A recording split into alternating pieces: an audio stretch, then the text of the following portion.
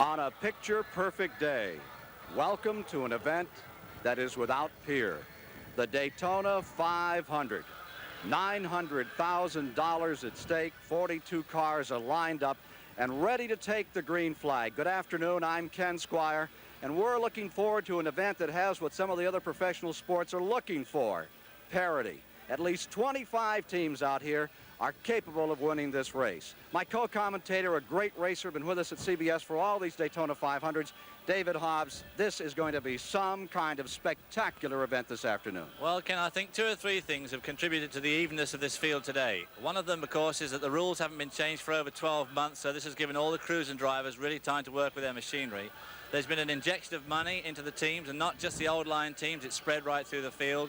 This has meant a whole crop of new, young crew chiefs breaking away from the old patriarchs, and I think that this is one of the things that's contributing to this very even field, and it's going to be won today more than ever, I feel, by those same crew chiefs in the pits.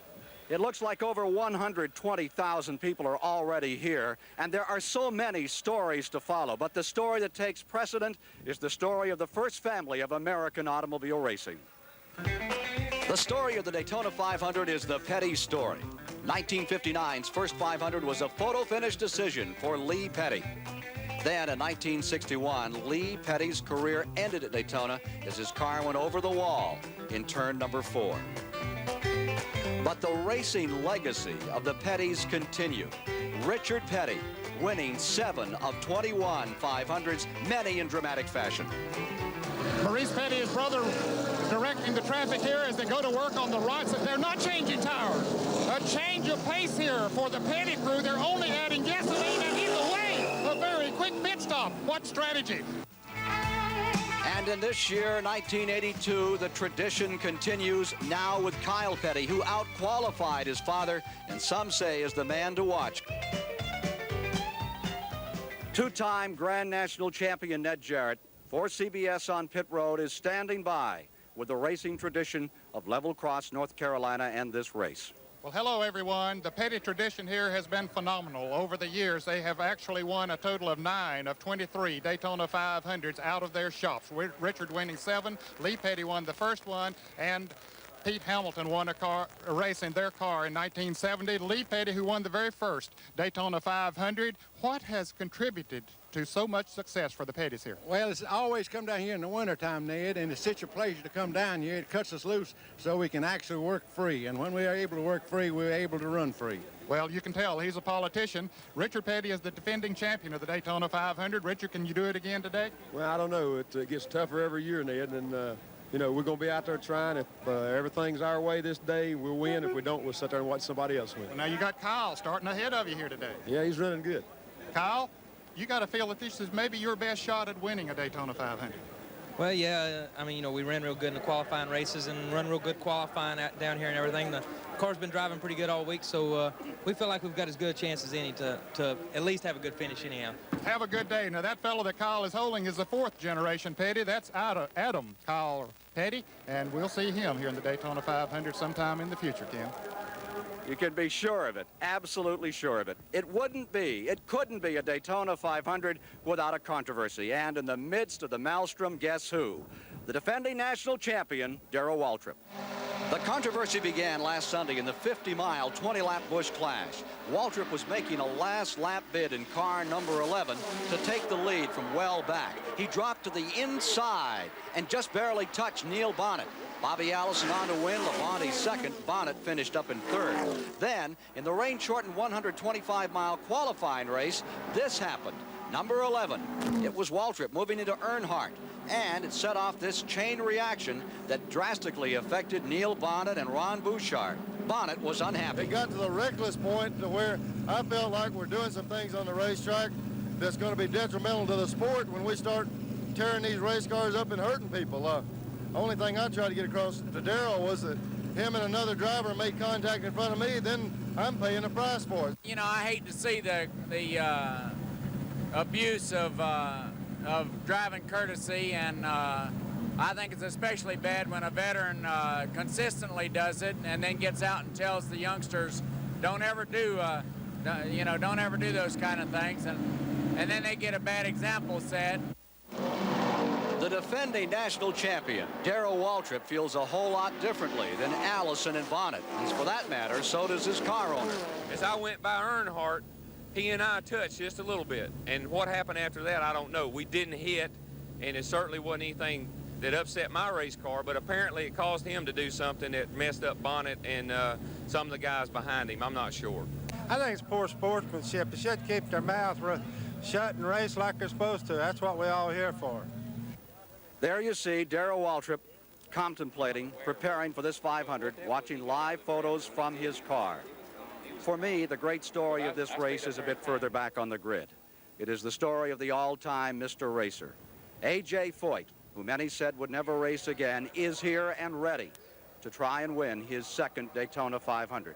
Larry Newber is joining CBS's coverage of the Daytona 500, and he's with Super Tex right now. And Ken, what better way to start than at the top with A.J. A.J., it's been an unusual winter, a little bit of soul searching, but a lot of physical therapy. You worked hard to get into this race. Well, we really did. You know, we got hurt last year, you know, for about 6 months, and we're not really 100% yet, but 125 miles the other day really helped us, and we're going to try our best. You know, the last time that most of America saw you was amidst debris, turn 2 Michigan International. This week started out better than that, didn't it? Well, it really did, and then we run into an engine problem yesterday. You know, we had no practice and had to change all the car and put a new engine in today, so we really don't know what it's going to do. You were the last car on the grid. Does that give you any misgivings? Well, the biggest thing, you know, we didn't get no practice time or nothing. Just had the engine put back together, you know, from Junior Johnson, and just put the car on the racetrack and let's just hope for the best. Well, you know, it's been a long winter, but you get the feeling in talking to him it's just business as usual, Ken. Stand by, America. The great American race is about to begin here at the World Center of Speed, the birthplace of speed, the Daytona Speedway and the beaches of Ormond and Daytona. Minutes away from the command to fire the engines for the 24th running of the Daytona 500. And right now, Ned Jarrett is about to introduce you to the starting rows for this race. Ned? Ken, I've never seen a more perfect day for a Daytona 500 than we have here today. Starting on the pole is Benny Parsons with a brand new qualifying record of speed of 196.317 miles per hour. He's driving the Harry Ranier entry number 28. Benny, you ready for him? I think so, Ned. Car feels pretty good. Everything looks good. Well, that's what it takes. Starting on the outside is Harry Gant in the Hal Needham Burt Reynolds car number 33, and he'll be carrying one of the CBS cameras here today. Starting in third place is a former winner of the Daytona 500, Cale Yarborough, in car number 27. Cale, can you do it again?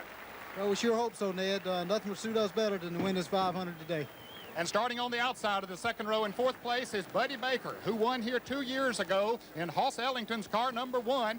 He won one of the qualifiers here on Thursday. Starting in the third row, Terry Labonte in Billy Hagan's car number 44. Terry, you look a little nervous.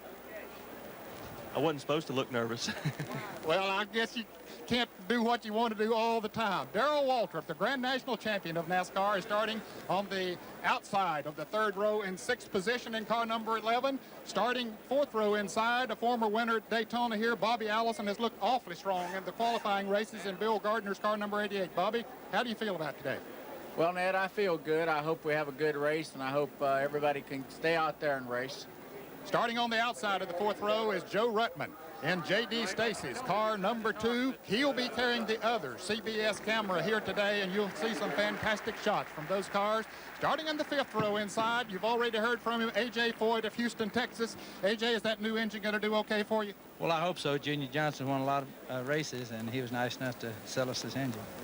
Starting on the outside of this fifth row, the 1980 Grand National Champion. It's been a while since he's been in victory lane, is Bud Moore's car number 15 with Dale Earnhardt at the keyboard. Now, ladies and gentlemen, let's meet the rest of the starting field for the 24th Daytona 500. Moving to row number 6, Dave Marcus of Wausau, Wisconsin, and Kyle Petty, 21 years old, youngest driver in the race. Row 7, Rick Wilson and Neil Bonnet with the Wood Brothers, number 21. Going to row number 8, it'll be Richard Brooks of Porterville, California, and Ricky Rudd with a new team from Chesapeake, Virginia.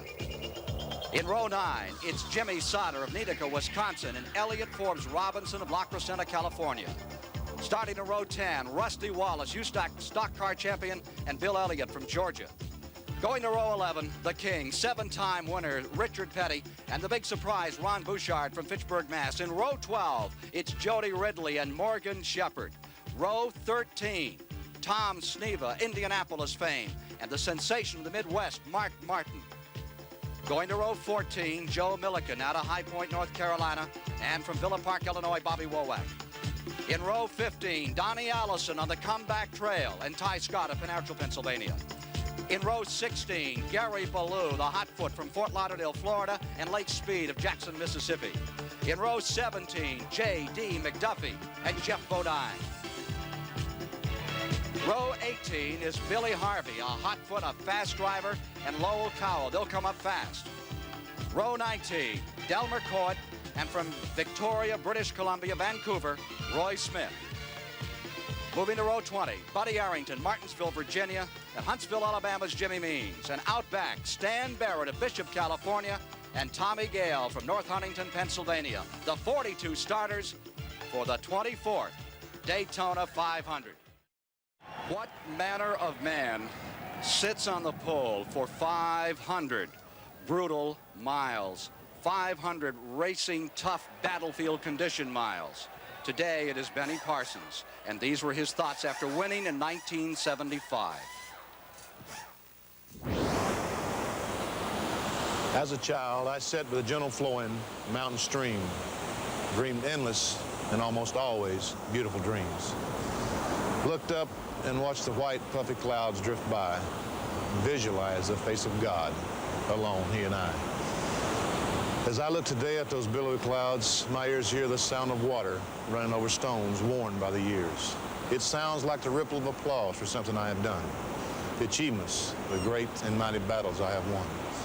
I have chosen my life, a life of happy days, happiness, enjoyment, fulfillment, rewarding in so very many ways. I pray, Lord, let me hear the cheers, victory to remember all through the years.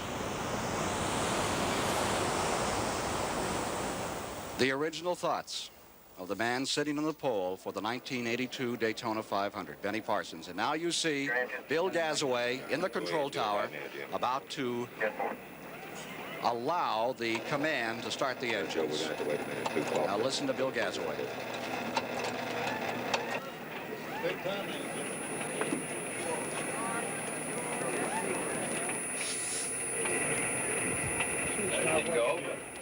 Waiting for that start your engines command. The words we have all been waiting to hear. The chairman of the board of the R.J. Reynolds Tobacco Company, Mr. Ed Horrigan. Gentlemen, start your engines.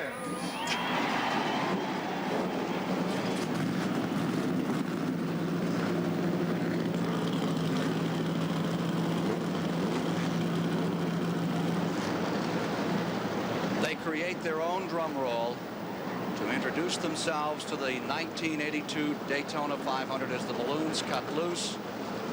The engines begin to rumble. 42 drivers in a matter of moments, inches apart at near 200 miles per hour. The people are poised, waiting for the start. The electricity, the tension, gripping well over 100,000 on absolutely the best racing day we've seen at Daytona in a decade. Temperatures in the 70s, winds from the east-southeast at 13 miles per hour, which will be just into the front end of the cars as they go down the backstretch of this gigantic 2.5-mile tri-oval, David. Yeah, I'm expecting to see some pretty high speed set this afternoon. There's going to be an enormous draft as we get about 20 of these cars in a row. The wind is blowing slightly across the track, up into the tri-oval, so they'll have a good, no headwind down that back chute like they had yesterday, so I'd expect a very high speed. You can hear Bill Gazaway giving some commands. There you see the front row, Benny Parsons, number 28, and number 33, Harry Gant. Alongside Gazaway is Dick Beattie. Now to 75. It's not working. It's not working. Give me a radio man up here. 75, are you reading it? Going to a backup system on their radios as they've had a problem with one of them, as you heard there. 75, Ernie.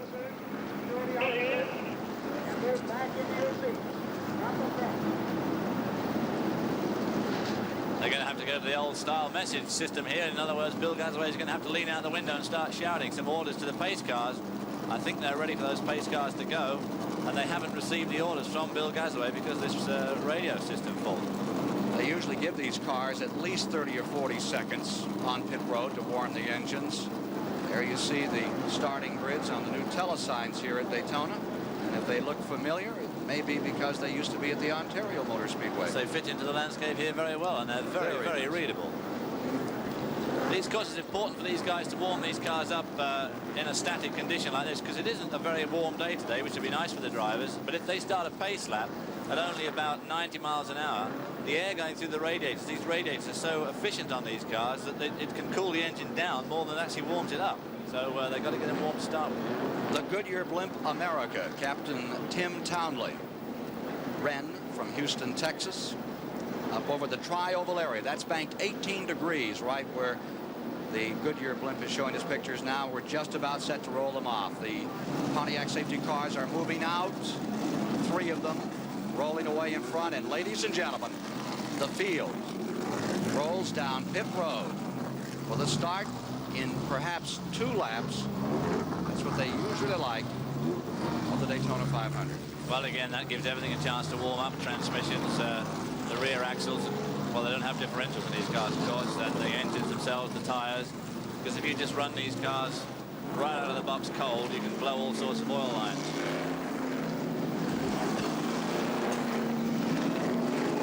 Intrepid marshal and intrepid cameraman in the middle of pit road there. They won't be there much longer, though, when they start coming in here at 160-odd mile an hour and getting on those big 4-wheel disc brakes.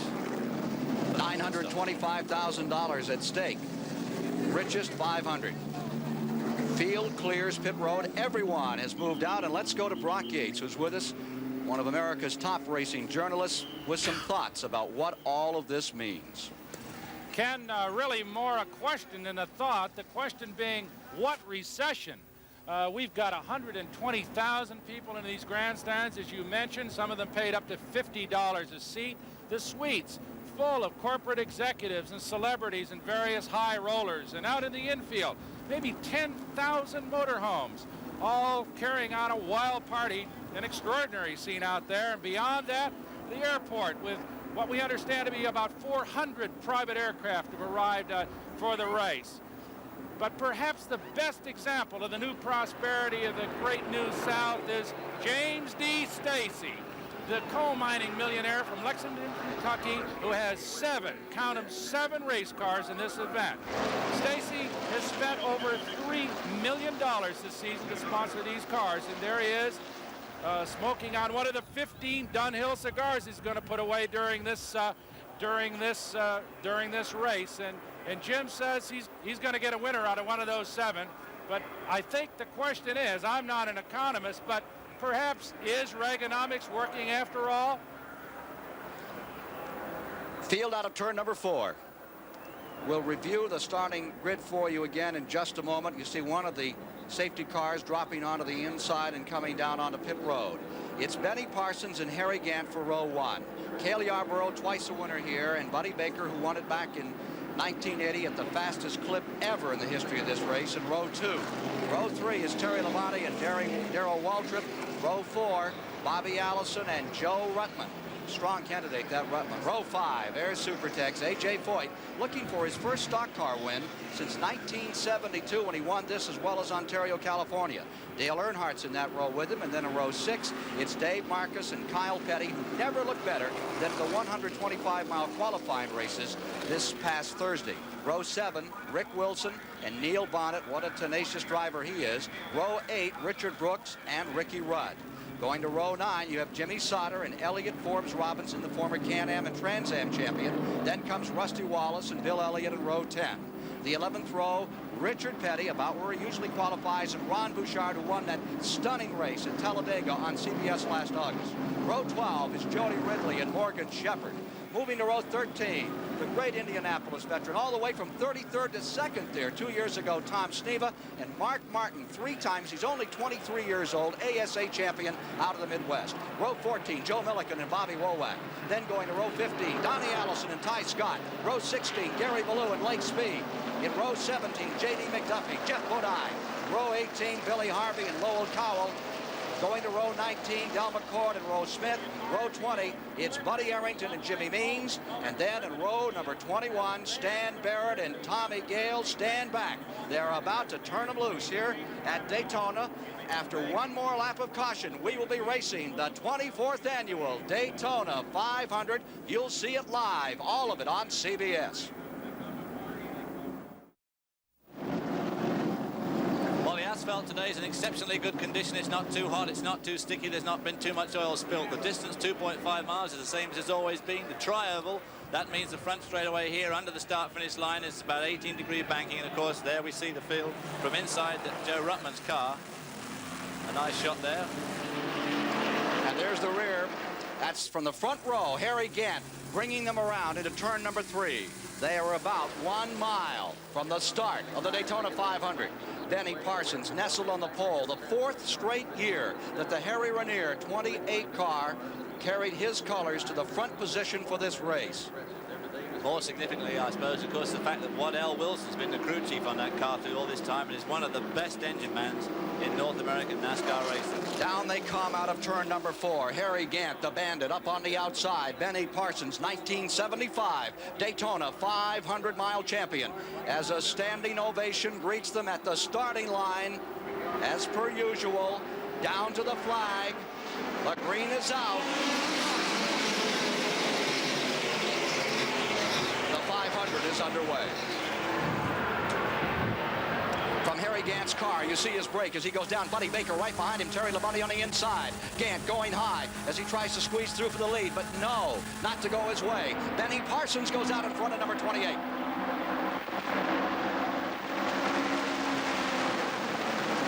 The most dangerous part of the race, these first 15 or 20 laps, as they get up over 195 miles an hour. Cale Yarborough goes to the lead, and right behind him comes Harry Gant.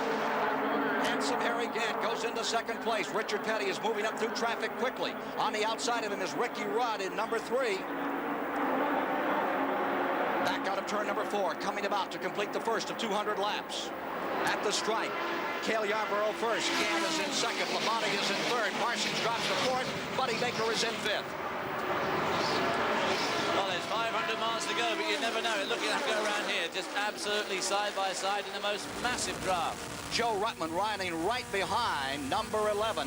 That is Darrell Waltrip. Ruttman right there at full speed. Remember, he finished second at Riverside, California. The last race of last year, many say he is the super dark horse of this race. Joe Ruttman, whose elder brother won in Indianapolis back in the early 50s. Harry Gant screaming down the back straightaway in car number 33, right there with Labonte. Harry Gant's in the lead.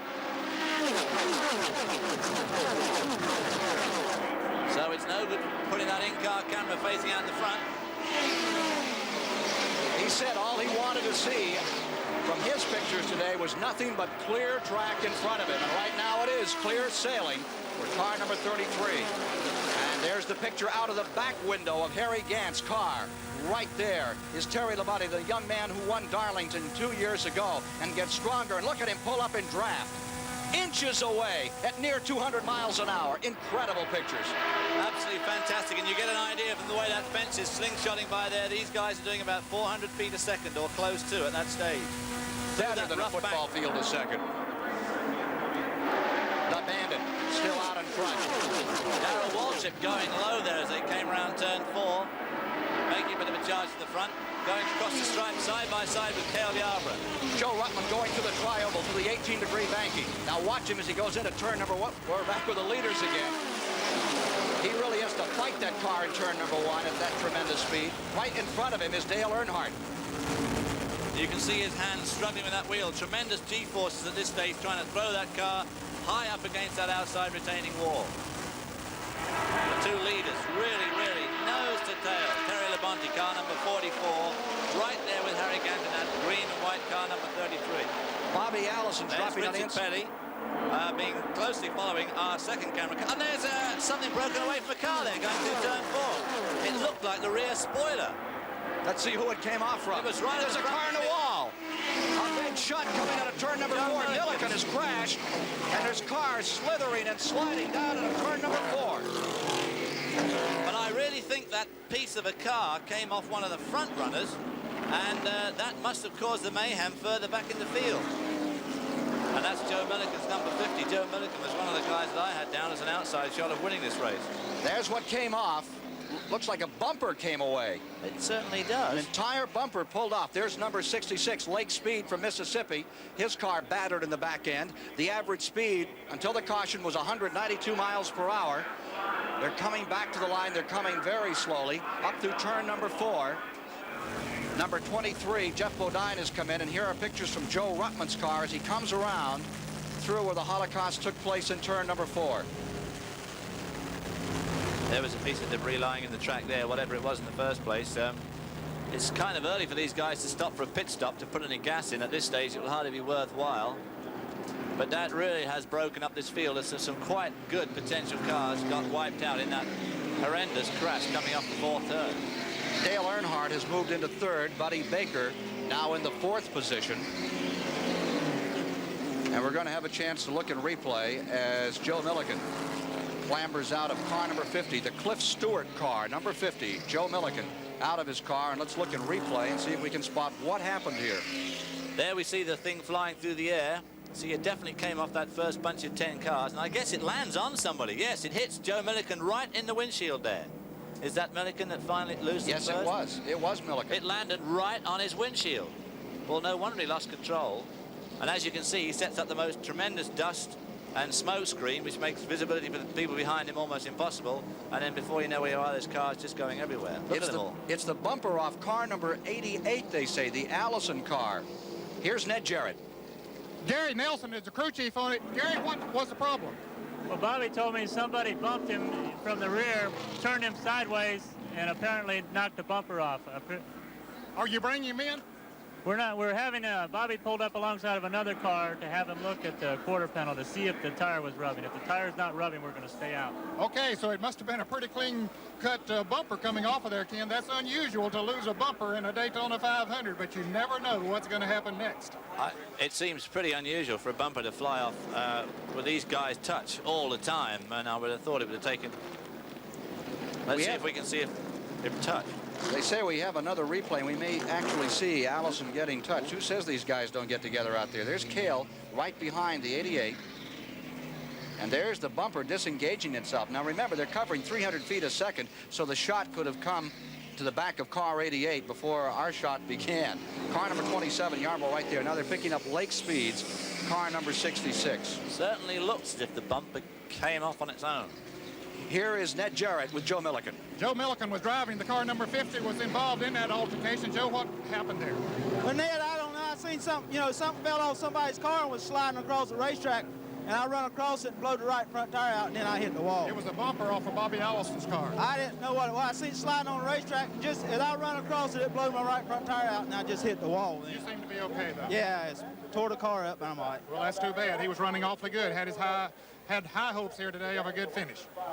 Joe Milliken, who has raced here 3 previous times in his 4th Daytona 500, 31 years old, a protege of Richard Petty, had actually won a Sportsman 300. That's the prelude race that they operate each Saturday before the Sunday 500. And he has had some consistent finishes over the years. Over half of the 67 races that he's run, he finished in the top 10. We're under caution with 6 laps complete, and Harry Gant leads the Daytona 500. After a horrific crash, we are still in our caution period, the first one of the day, coming in lap number 3. Ned Jarrett is standing by with one of the victims of that accident. And it's Lake Speed who was driving the car number 66. Lake, how did you see it happen? Well, I was just kind of watching the traffic in front of me, really trying to wait until everything sorted out before I tried to make any moves. And coming off the 4th corner, I looked up in front of me and I saw a car turn right like you said now into the wall. I knew there was going to be a lot of traffic, so I started checking up and waving to the people behind me to slow down. But I had to get in that smoke. As you see all that smoke, I entered it and didn't know what was going on. About that time, I got clipped from the back end, and it spun me, turned me and got me going across the track into the wall. You see right there where I got clipped in the back end, it turned me. You were sort of at the mercy of whatever was going to happen right there. Yep, when that smoke, I went into that smoke and I knew, well, whatever is going to happen is going to happen. About that time, I felt I got a lick from the back, Lake, how were the track conditions before this happened? Everything was fine. The car felt fine to me. You know, I think everybody was more or less just sort of waiting until it kind of lined out, and then they started making the moves. Well, we're sorry you had this problem here this early in the race, but glad you're okay. Well, thank you. I'm just sorry for my sponsors, the Kings Inn, and all the other people, Roger Hamby and the crew, that did such a good job of preparing the car before I got down here. And, you know, we made a really good run in qualifying, and we'd really hope to do a lot better. Well, Ken, this fella could qualify for a commentator the way he described that accident there. Indeed he could. 34-year-old Lake Speed, the 1978 World Karting Champion, running his first Daytona 500 a year ago. He won the consolation race but failed to make the 500. Number 23 is being pulled back behind the wall. That'll become the third car to retire after that incident. And the left rear quarter panel on the Bob and Richard Bear car from Oxford, Maine, being driven by Jeff Bodine, becomes the third car out of the race. And you can see they're still picking up debris up in the banking of turn number 4, David. And there you see that guy. It gives you some idea of just how steep that banking is when you see that man standing on it. Minus a bumper. Traffic violation there for car number 88. Absolutely. I feel particularly sorry, I must add, for Lake Speed. I came down here on the same airplane as him, kept bumping to him in all sorts of odd dark bars. And I'm sorry to see him out of the race and out of Daytona so soon. 3 cars have gone back to the garage area, and now I believe we're going to see a 4th come out. They're reporting that Billy Harvey also will retire with an engine problem. And we also have a report there are 2 cars with cracked windshields. One is number 02, Mark Martin. Originally came out of Arkansas, now out of New Albany, Indiana. And number 17 car is also Lowell Cowell's machine, showing a cracked windshield.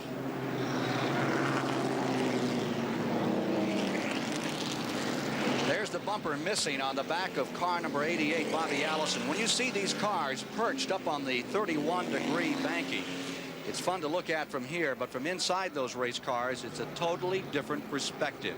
We asked Tom Sneva about the visibility from a race car on the banking of the Daytona Speedway. Well, you don't see much once you get into the banking, so it's very important to take a look before you get to the corner. Look across the racetrack and see if there's any trouble developing, because once you get onto the banking, the vision is very limited. Less than what, 300 feet, David? I would say about that, yeah. It depends how low your windshield, the roofline comes. Of course, the blanking you have across the shield, but it is very difficult. And as he says, you've got to have a jolly good look before you get there. To make sure it's clear before you arrive. There is the picture from Joe Ruttman's car, car number 2. Ruttman out of Upland, California, with a car that has been strong all through the week, through time trials and the 125-mile qualifying races on Thursday. And as we come toward 10 laps, let's review how the cars are running out here at the present time.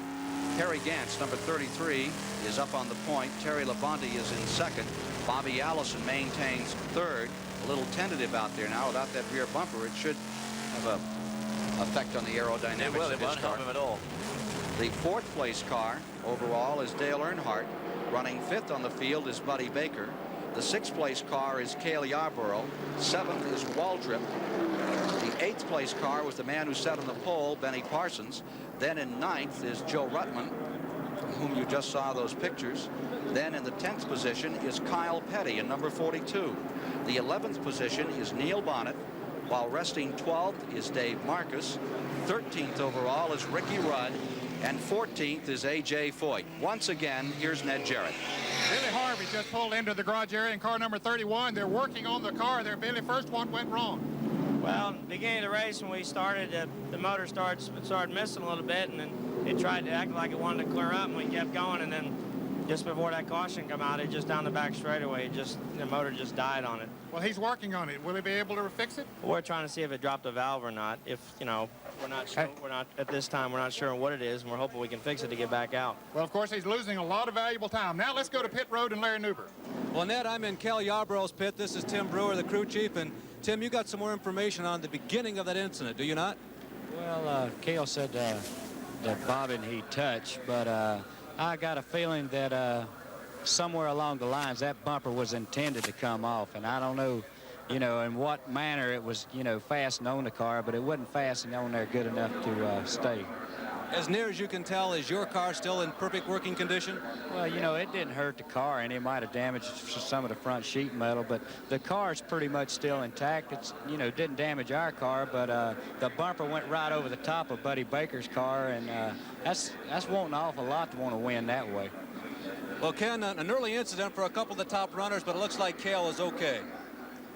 Well, there you heard it from Tim Brewer, claiming that bumper was set to come off, perhaps to help the aerodynamics. Is that what he's saying, David? Well, I think he's saying it's set to come off to upset the field. I can't imagine how it would help the aerodynamics. It can only hinder the aerodynamics.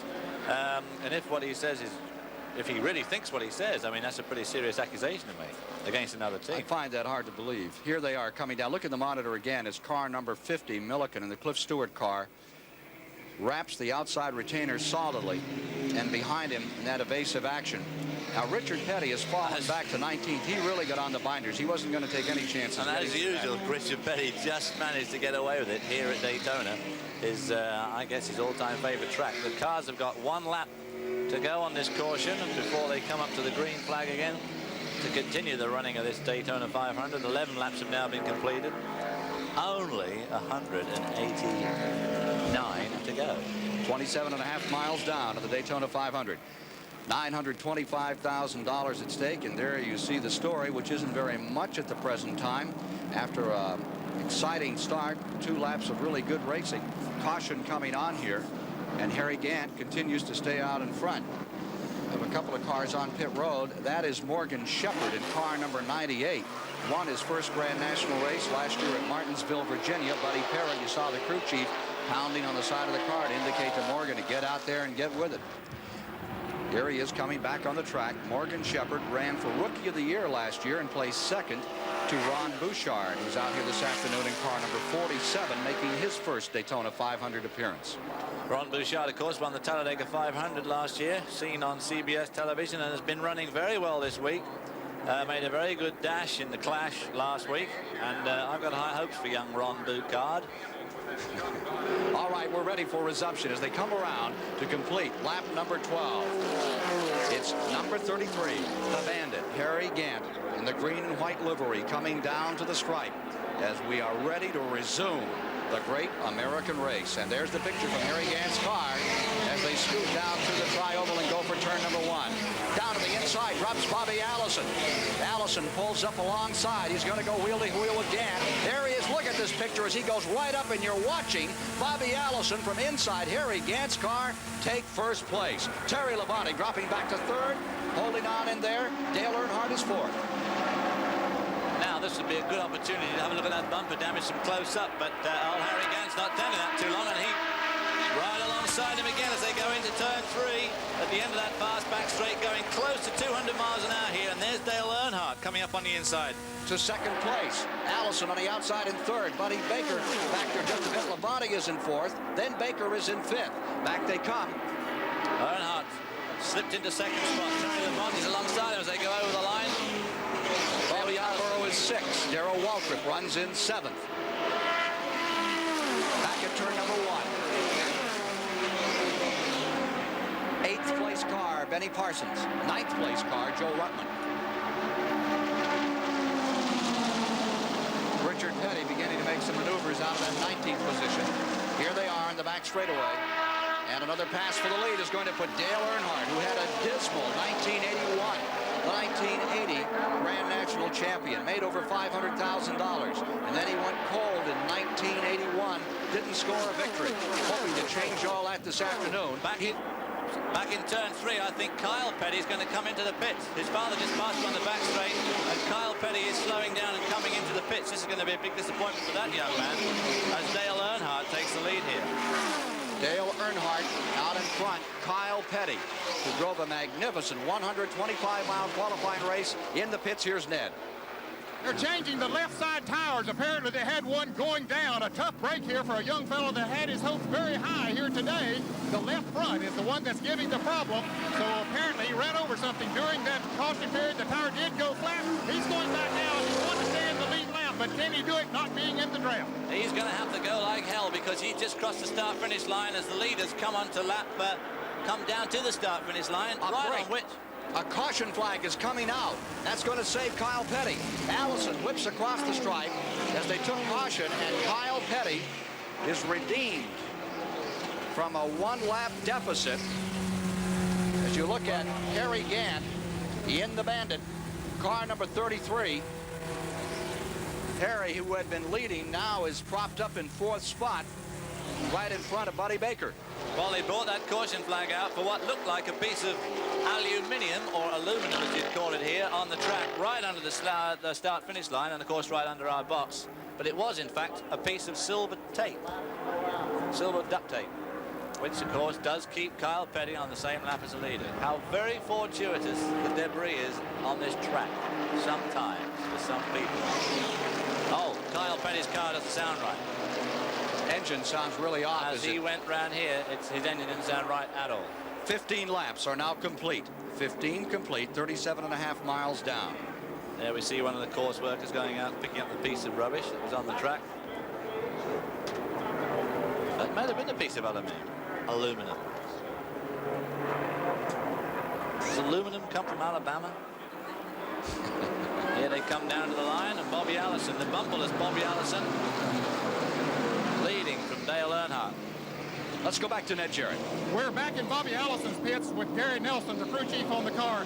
Gary, first, the loss of that bumper doesn't seem to affect the aerodynamics of the car. Well, Bobby and I are just now discussing it. He says it changed the car. I haven't found out yet how serious it is. Gary, there were some implications by a crew member of another team that maybe it was planned that way, that you wanted that bumper to come off. No way. That's a very dangerous situation. I wouldn't do that. I wouldn't risk anybody's life that way. Well, that's the story from the Bobby Allison pits. They have not decided absolutely if they're going to bring him in this time.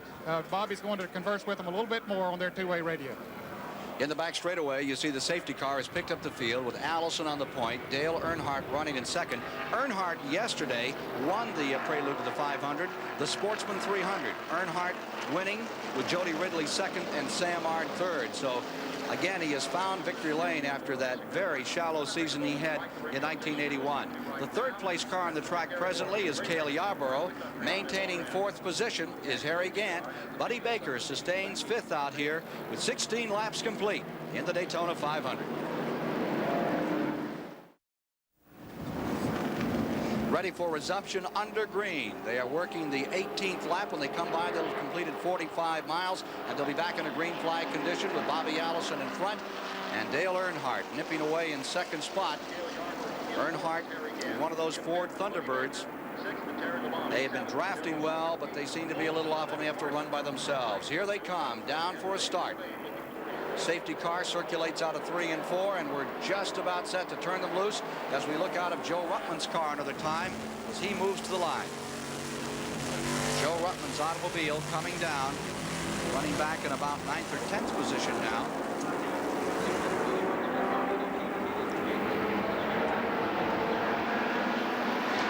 Green is out. Ruttman from his 9th spot makes a move on the outside. You see him go all the way up to the wall. He's the yellow car close to the picture. Now he dives down a bit as he comes out of the tri-oval and moves in behind number 71. Another one of those 7 Stacy cars in the track. They're lined up like on parade, those Stacy mobiles. That was Dave Marcus, who went around the outside of Ruttman as they went to the tri-oval here. Ruttman made up 2 or 3 spots there, making a very good restart of this race. Joe Ruttman has a Valentine to his wife attached to the automobile. As you look at it there, it says, "Hi, Harpo." That's his wife and kids. Happy Valentine's Day from Father Joe at better almost 200 miles an hour as he heads around the Speedway. It happen in America. Allison still first. Earnhardt still locked to him in second place. And look at this 20-car freight train down in turns 1 and 2.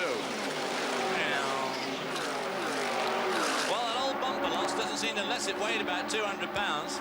And he's had a quick weight loss, but it seems to be not affecting his car too badly, but I can't believe it's as good as it should be. There's Bobby Allison, the man up in front in the white and green car, number 88. Dale Yarber there, number 27, running in third spot. He's going to be a tough guy to beat today because he's been running consistently well all week, but hasn't been making a big show of it. I can tell you won his qualifying race on Thursday. I wouldn't be, if I was a betting man, I wouldn't be keeping him out of my mind. Just look at that freight train now. And Buddy Baker in that red car, who's been here since 1961, won this race in an incredible time of 177 mile-an-hour average. I tell you, these fans, they got something to watch today and to cheer about. Up in front, it remains Bobby Allison in car number 88, holding that lead from Dale Earnhardt in the Ford as they go down the back straightaway. Allison driving a Buick just on the point, but here comes the Thunderbird down to the inside as they go to turn 3. In fact, a 24-car draft, and there's two other cars just a little bit away, so you could make it a 26. Ron Bouchard just clipped the wall then in turn 3. A light touch, but I'm sure he touched it. Look at this. Well, 26-car draft, it comes across the start finish line. Here's Harry Gant's car, number 33. He's running in 5th position. Gant now in 5th spot. Out of his back window. You look at Terry Labonte staring into his rear view mirror. Here's Labonte trying to move to the inside. Harry Gant throws him a block, stays up in front, and there they are on that long back straightaway where, if you dare, you take a breath. Now we have Cale Yarborough going in first, Allison the second. Let's go to Ned Jarrett. Ken, we talked at the top of the show about A.J. Foyt coming back here today after that injury. Donnie Allison is in a similar position. The folks watched on CBS from the World 600 last May when Donnie was injured, and this is the first race that he has run in since then. We're standing with Harold Fagan, who's the crew chief on that car. Harold, have you heard from him? How's he doing? Oh, he's been talking to me on the radio. He says everything's going fine. The car feels good. He said he's just going to sit there a while and ride and try to stay with the lead pack, and then if we're lucky enough to be around, 100 miles to go, I think he'll be right to thick of it. Has he said how he feels? He feels good, and he's happy the way we had a lot of problems early in the week with engines and stuff, but we've got some good engine in there now, and everything's going good, and he's pretty confident. He just wants to sit and get his bearings after, his wreck and all that, and I think, like I said, if we're around with 100 miles or 200 miles to go, I believe he'll be right up there running. Well, time will tell on that, but Ken, he, like A.J. Foyt, was very anxious to get back in a race car. Back they come to the tri-oval to complete the 23rd lap. Right up around 192 mile-an-hour average. These 3,700-pound cars. It was Gary Smith that wrote velocity times mass equals awe. Boy, it's sure true here in this Daytona 500. Allison still in front. Yarborough in second. Earnhardt maintaining third. We have an engine going in turn number 4. Car slowing on the outside, or the turn 2. On the outside of the second turn, a car began to lose an engine and slow down, and I think it's car number 13. That's Richard Brooks's car. The car that David Pearson drove last week in the Busch Clash. There we see Richard Brooks. So that's another Ford. His car didn't run really very well all week. He hasn't been very, very happy. On the other hand, of course, I'm sure he wanted to stay in the hunt in this race. That last lap was about 191 miles an hour. So these guys really aren't hanging around. If they get a long 20 or 30 lap run, that's a better view, isn't it? Oh no, sorry, there we are. Bobby Allison still leads in Dale Earnhardt. Boy, I bet Dale Earnhardt's feeling happy today because he had a terrible season last season.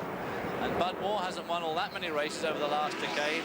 And they're looking very, very, very strong here today, and they did in the qualifying heat on Thursday. There is Joe Ruttman chasing Darrell Waltrip once again. What a square off they're having. That big freight train, and I mean big one.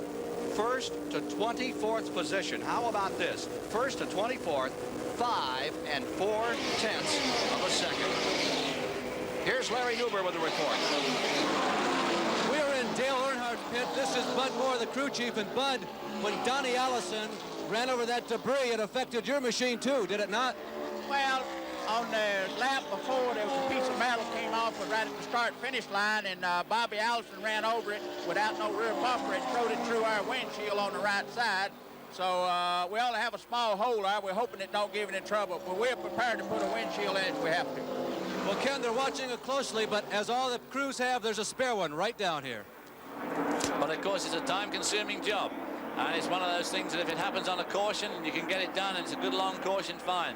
But otherwise, of course, it would be a tremendous nuisance. Another 192-mile-an-hour lap. Dale Earnhardt tucked right in behind Bobby Allison. Earnhardt looking for his 7th career win. Let's have some thoughts from Brock Yates here as we complete 26 laps and what we have seen thus far. Brock?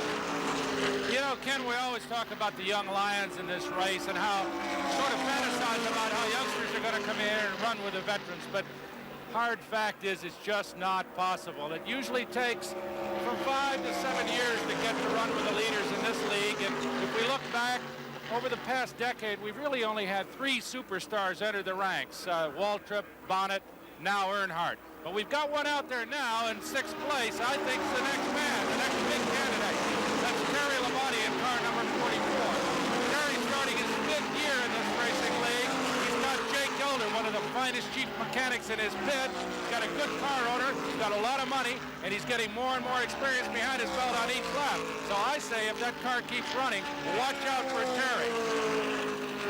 He is now running up in the 6th spot in the Buick Regal that was entered by Billy Hagan, a Louisiana entry, in this 24th run into the Daytona 500. Here's Allison, looking awfully good. He looked terrific out here in the Busch Clash a week ago. That incredible 50-mile, 20-lap shootout among all the pole qualifiers of the winners of the previous season.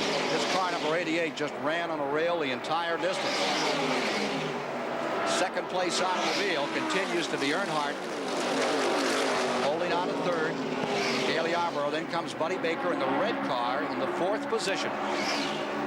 And as you can see, these guys, there's Richard Petty at the moment, who's way back in 20th place about, and he's in the 2nd main group. There's the front lead group. We see a side-by-side situation here. But basically, that front 14 cars have stayed together in single file and have managed to pull themselves away from the 2nd group of 8 cars, in which is Richard Petty and Elliott Forbes-Robertson, the road racer, probably doing better here than he's ever done before in car number 96. Past the grandstand. In that lead group, right at the back there, is car number 62. That's the guy who's done very well this week, and that's Rick Wilson. He finished 7th in the qualifying heat, and he's running in that front group right now. He's right at the back of it, but he's hanging on to the lead group. 1st to 14th, 1 8/10 of a second. Less than 2 seconds between 1st and 14th, as Dale Earnhardt of Kannapolis, North Carolina, in the Bud Moore prepared Ford, a change from a year ago for Dale Earnhardt, stays out in front. Allison about a car length, 2 car lengths behind him in that 2nd place as they wheel to the 4th turn. As they come by, they are completing the 30th of the 200 laps. Let's go back inside Joe Ruttman's car. Joe Ruttman running in the 8th position. Joe Ruttman described the 8 and 10 car drafts through the banking of Daytona for us earlier this week. Here's what he said. It's just a phenomenal feeling. It's just pulling you along, and the car, as you get further back in the draft, you know, the car is controlled more by air than by the driver's steering wheel. So as far as the feel is concerned, you're somewhat helpless in certain situations as you get further and further back in the draft situation. The car the air is taking the car versus maybe you driving the car. Joe Ruttman in 8th position. Directly in front of him in 7th is the car number 11. As they sweep around a lapped automobile, Tommy Gale down on the inside of the track. And now you're looking out the back of the automobile as they continue to keep the hammer down around lap cars. Ruttman running in 8th, directly in front of him. Waltrip in 7th. Neither has ever won the Daytona 500. There are the men up in front. Dale Earnhardt stays 1st. Allison lurks in 2nd. Yarborough 3rd. But look for a change right here, David. Well, Allison yet again takes the lead away from Dale Earnhardt. They're just sort of playing around there at the moment. They've got an awful lot of laps to go yet, 170-odd laps to go.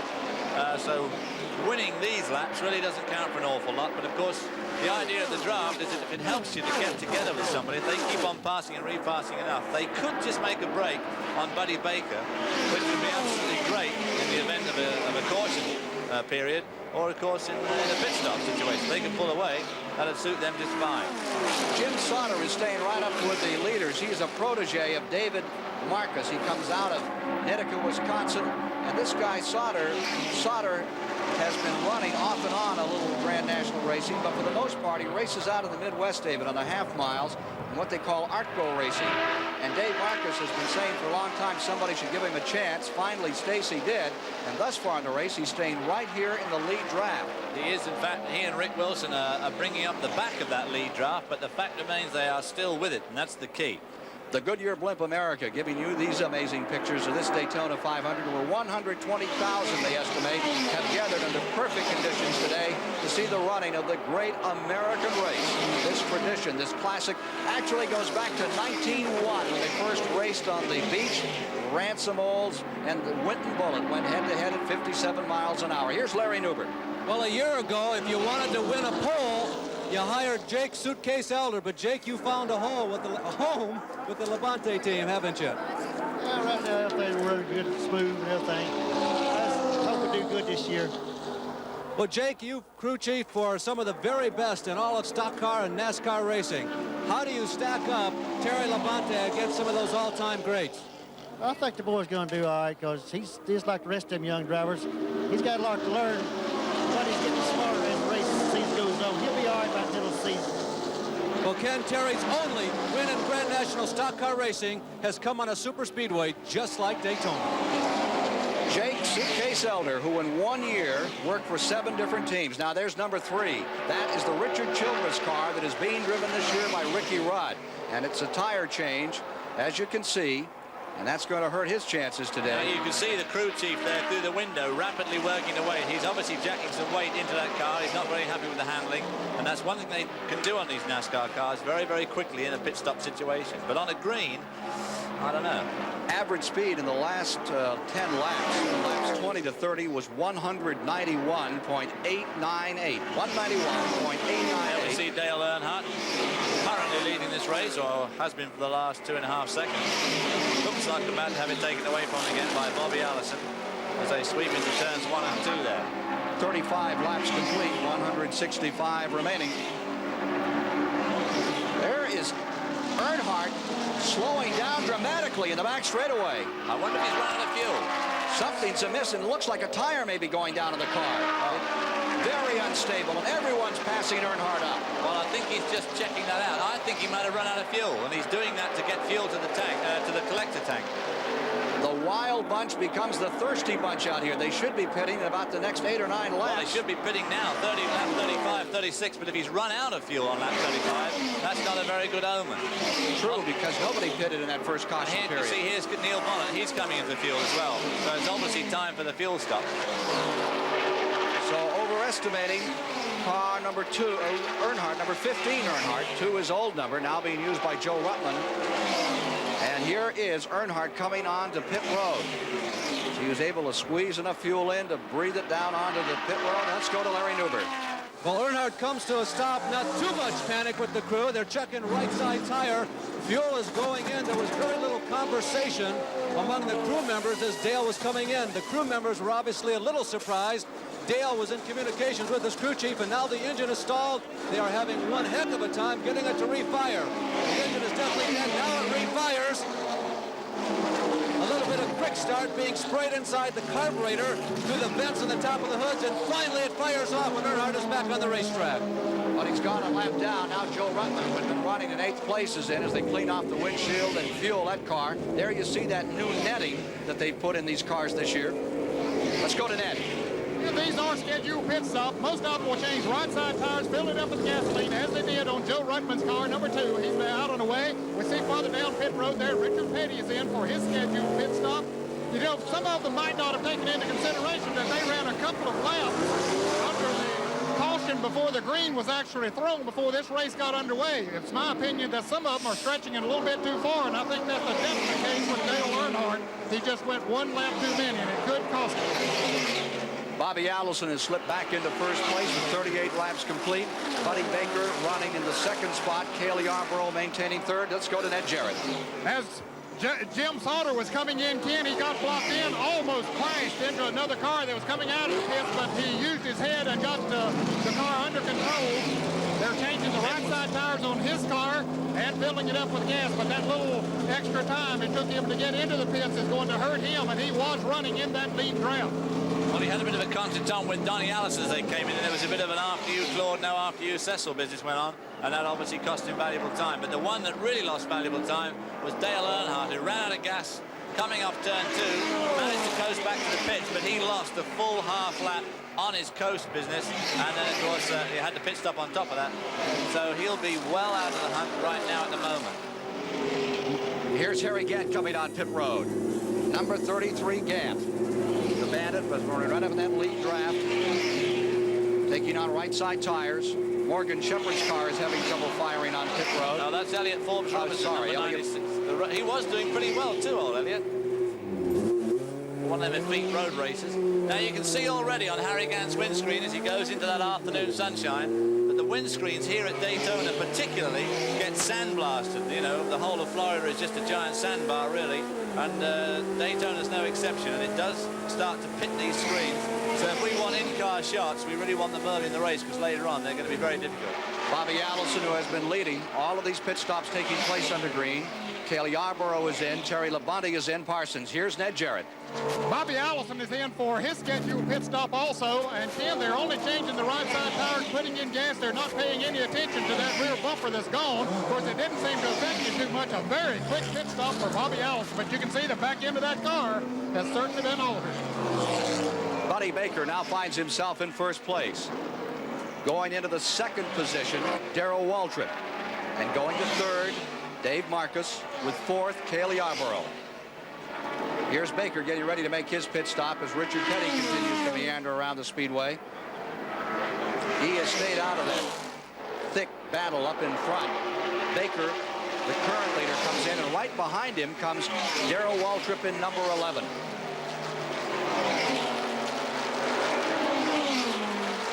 There's a good look at Buddy Baker. Won the fastest 500-mile race in the history of motorsports, right here at Daytona. At the same time, Waltrip is in. Here's Ned. It's another quick tire change, Ken. I believe that's the fastest pit stop we've seen. Darrell Waltrip, the Junior Johnson crew, really got the job done in about 12.5 seconds. And Darrell Waltrip, in fact, overtakes Buddy Baker as they leave the pits to lead Buddy Baker out of pit lane. And up there into the bank into turns 1 and 2. They hang out the board for Ron Bouchard, about to make his pit stop. 41 laps are now complete. 41 complete, 159 to go, 102.5 miles down. There we see, well, we don't see, so Buddy Baker going down the back straight. There we see 3 Stacy cars together, the Stacy team, number 19, number 71, and just in front of them is our cameraman, Joe Ruttman. Gary Ballou is on the move in number 75. He's come from 31st. Now, he came dead out of the rear from about 33rd position up to fight with the leaders all day yesterday. And there's Dave Marcus, the new leader, number 71, Wausau campaigner out of Wisconsin. And his protege, number 5, Jim Sauter, just right in front of him. And right behind him is number 90. That's Jody Ridley. And here is car number 30 taking on some fuel at this point.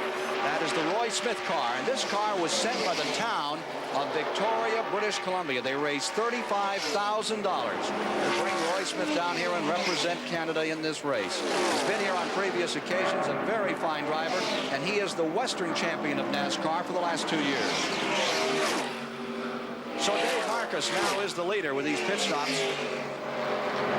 A.J. Foyt and Richard Petty continue to slug it out, but they're playing a waiting game at this point. Number 71, Marcus up in front. Richard usually waits till about halfway. And there is the Petty car, checking on the positions. Richard Petty's automobile was still back in 30 and 40 laps at a 17th position on the overall field. Marcus stays out in front. Dave Marcus has 4 wins in his career, and most of them came in 1976. He won 3 races for Harry Hyde, including Talladega. Here's Larry Newbert.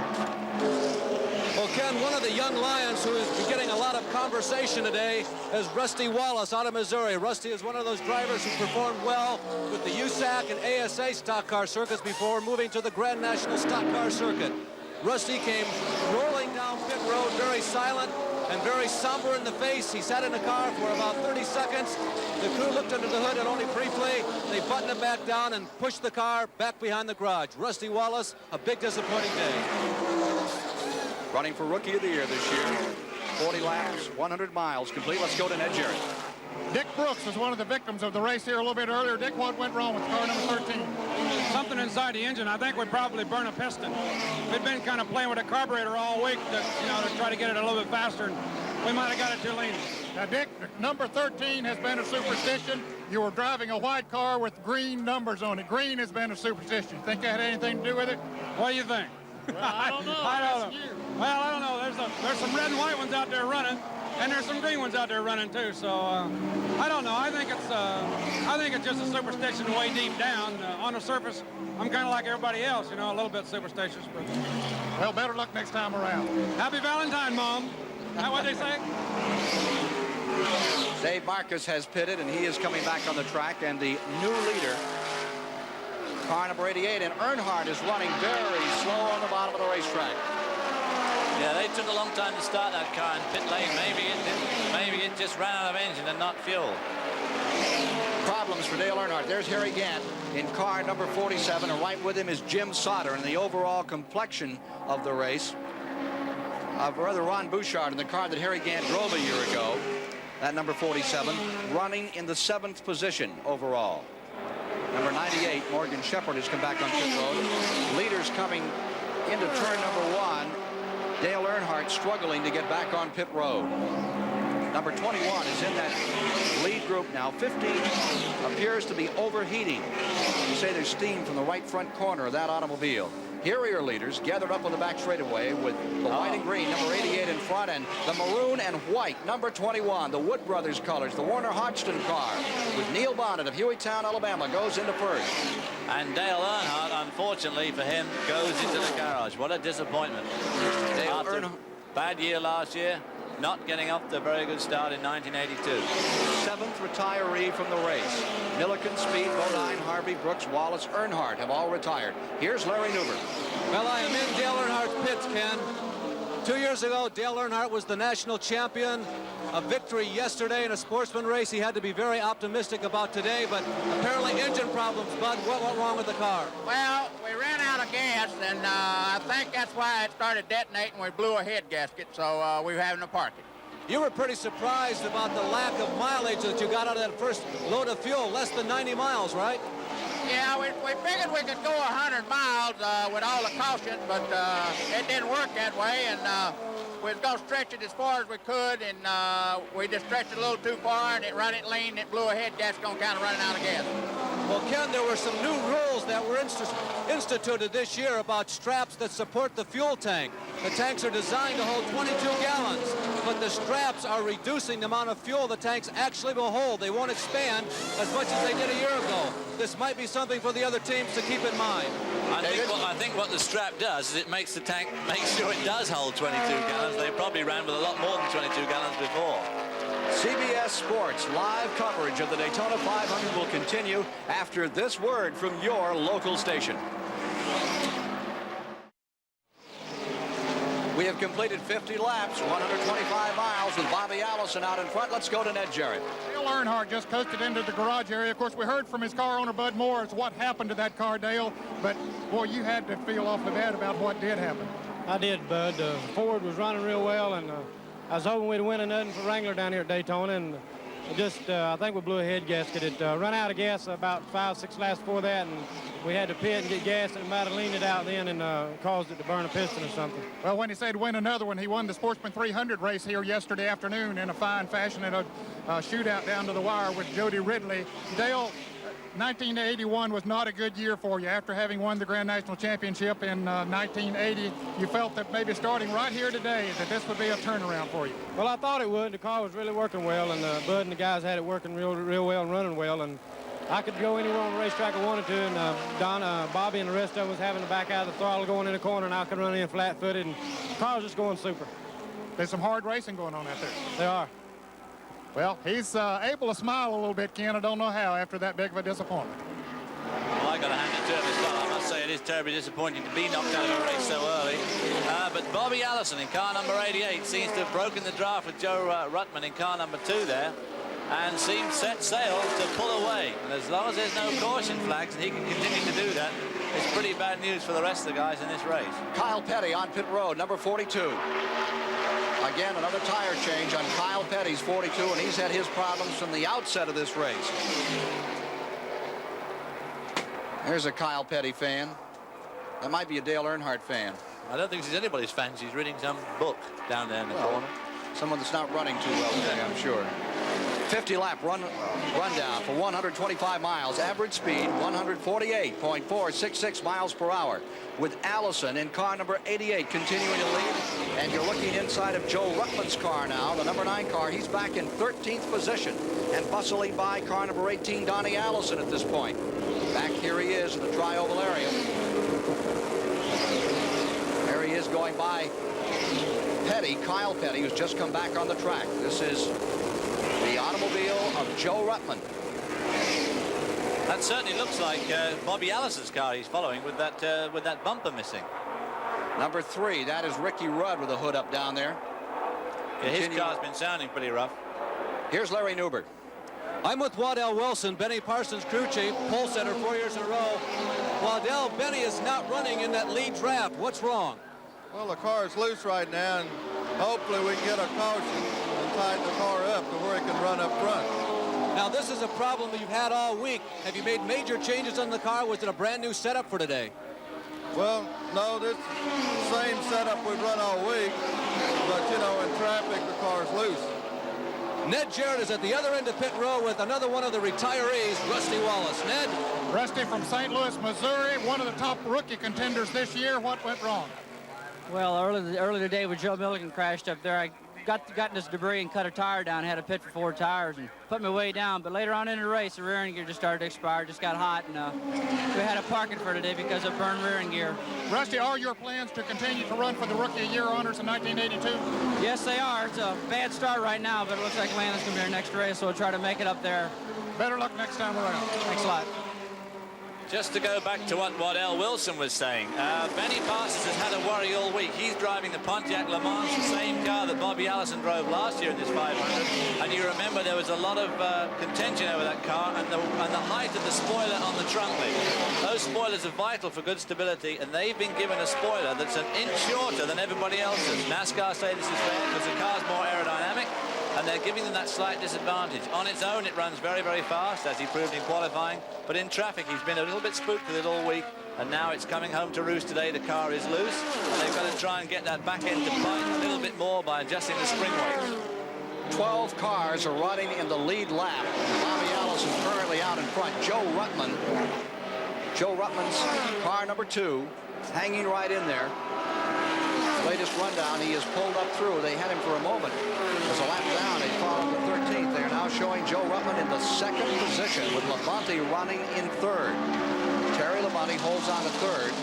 Then Kyle Petty is a lap or 2 down. The number 42, which is running just behind these 3 automobiles. Ruttman is really a dark horse. Big, lanky guy, about 6'4", all the Ruttmans. Jim, who was here as a mechanic for his brother. Troy, who, as we mentioned earlier, won Indianapolis in the early 50s, were all giants. And there's Parsons in number 28, back in 9th position now, out of the lead draft. Right behind him is Morgan Shepherd. Morgan Shepherd, who ran for Rookie of the Year last year and just got beaten out by Ron Bouchard. A very, very close run right down to the end. They both won races and they both won pole positions. Pretty unusual for 2 rookies to do so well. 58 laps complete, this time by 145 miles complete here in the Daytona 500 is Bobby Allison seeking his second win in the 500. Stays right up in front, and the dark horse, Joe Ruttman, stays right there in second spot with Labonte in third. Fourth position overall is Neil Bonnet. Fifth position belongs to Cale Yarborough, while sixth is Darrell Waltrip, and here's Ned Jarrett. Ricky Rudd has pulled his car number 3 into the garage area, but he's staying in it. They're working on it. Ricky, what's wrong? Something in the valve train broke, but just to make sure, I think they're going to change distributors just to make sure so we can go out and finish for the points. Well, he's hoping that he can get back in there, but he really doesn't seem too enthusiastic about it. Now let's go out to pit road where Larry Newber is in A.J. Foyt's pit. Well, Ned, I'm standing in front of Jack Starnes, who right now is talking to A.J. on the radio. They've been talking about the last 2 or 3 laps about a variety of subjects. Number 1, the engine is running fine. Number 2, A.J. feels pretty good also. Their problem right now is looseness with the car. The car is not sticking to the racetrack nearly as well as A.J. would like it to be, and they're trying to figure out whether or not they should risk pitting on the green or perhaps hold out and wait for a caution. They'd like to come in as soon as possible. Well, there we saw A.J. in fact going a lap down as the lead group swept by him. There he is, the orange car, number 51, right at the back of this lead group, as Allison and Joe Ruttman, Terry Labonte, Neil Bonnet and Cale Yarborough continue to lead this Daytona 500. And A.J. Foyt's dropping back quite considerably. Obviously, a lot of these cars are feeling loose today. Loose means that the back end wants to get away from you, and it can be adjusted only at pit stops. Let's go to Ned Jarrett with Donnie Allison. Donnie had to coast into the garage area. What went wrong?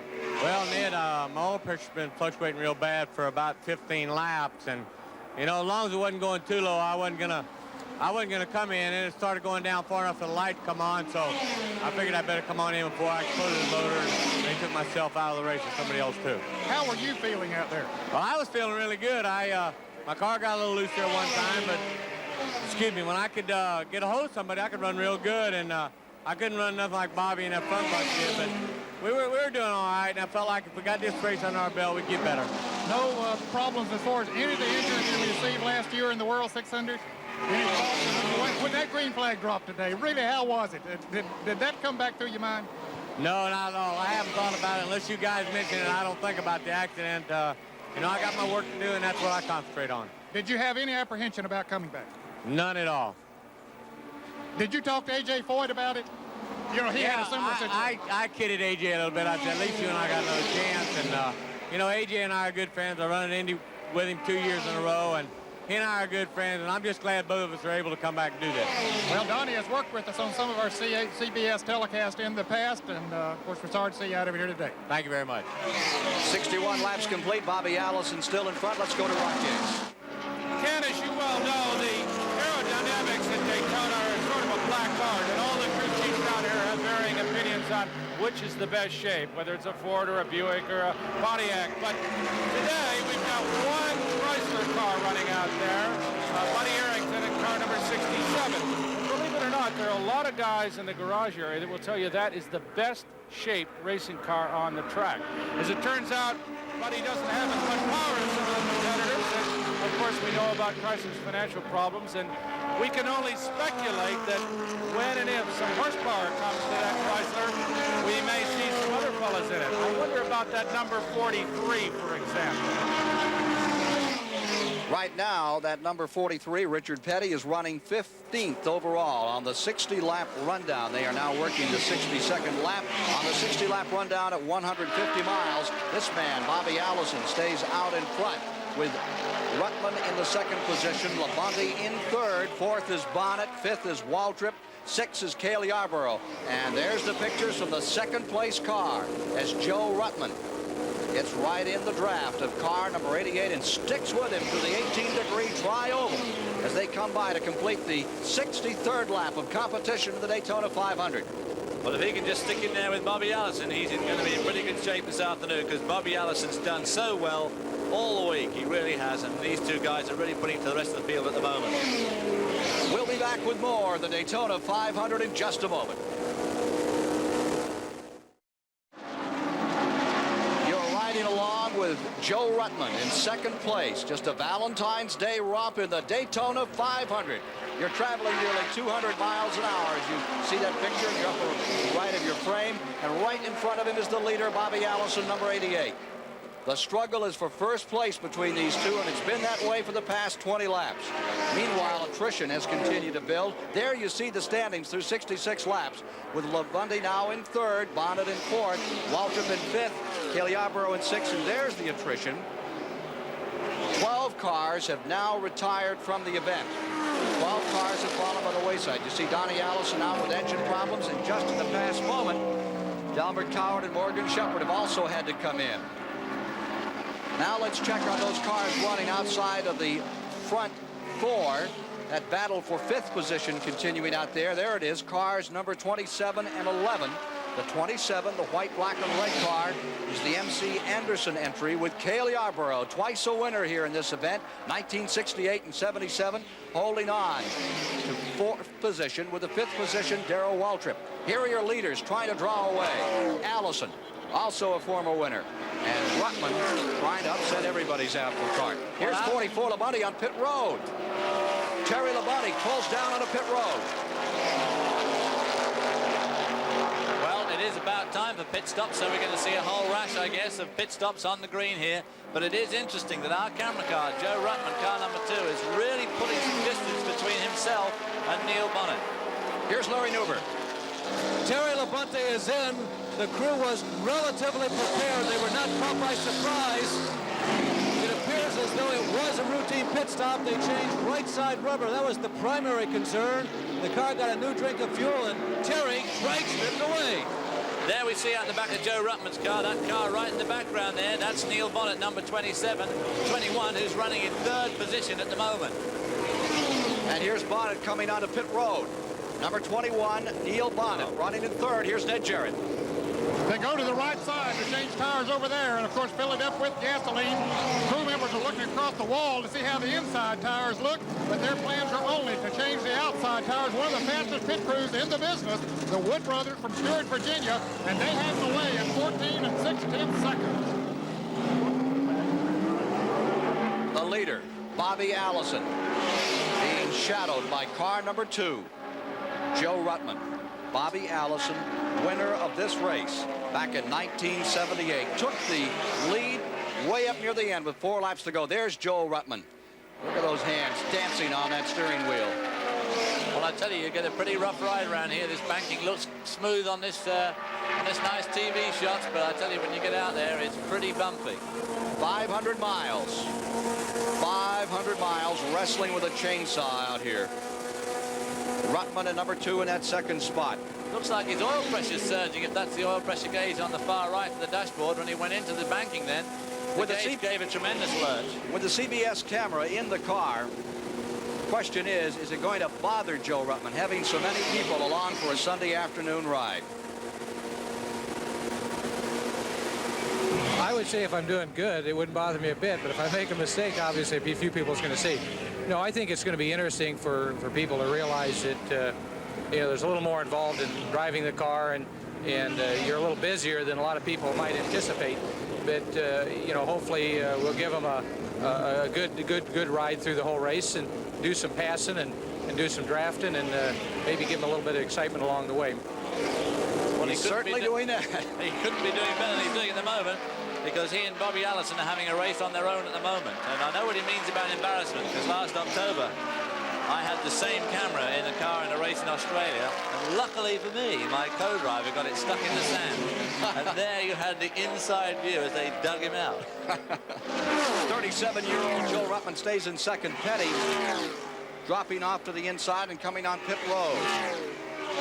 One of those 2 cars. Here's Ned Jarrett. This is Kyle Petty Richard Petty coming down pit road for his regular stop. He drives the car number 43. They changed right side tires like everybody else and filled it up with gasoline, cleaned the windshield, cleaned the screen on the grill, give him a drink of water, and he's ready to go as soon as the crew gets ready. Good. And they're making a chassis adjustment on that car too. One of the crew members reached inside and made a turn on the right rear. Hey, they're changing all 4 tires. A long pit stop, but a different kind of strategy here for the Petty team. The others that came in earlier only changed outside tires. They are taking much longer, of course, to change all 4 tires than did the other teams. He's over 30 seconds now and finally gets away, but that's going to put him way behind. Here is Joe Ruttman coming onto pit road. Petty had been running in 13th position and in the lead lap when he made that pit stop. Let's go to Ned Jarrett. They're going to the right side on this one, Ken, and none of the crew members are even looking at the left side tire, so apparently they are only planning to change the right side right now. Now one of the crew members goes in, takes a look at the left rear, says it's okay. A good pit stop, less than 15 seconds for Dale Inman and the crew getting Joe Ruttman. The Buick of Joey Ruttman going back on the track as Bobby Allison leads and has a little bit of breathing room. The first driver to have any kind of breathing room in the 500 thus far. 73 laps complete. 8 different drivers have shared the lead, and they've swapped that lead 16 times while averaging 158 miles per hour. And one thing that'll give Bobby Allison a nice bit of room for comfort is he's put Richard Petty, the dreaded Richard Petty, here at Daytona, 1 lap down on that long pit stop for Richard Petty.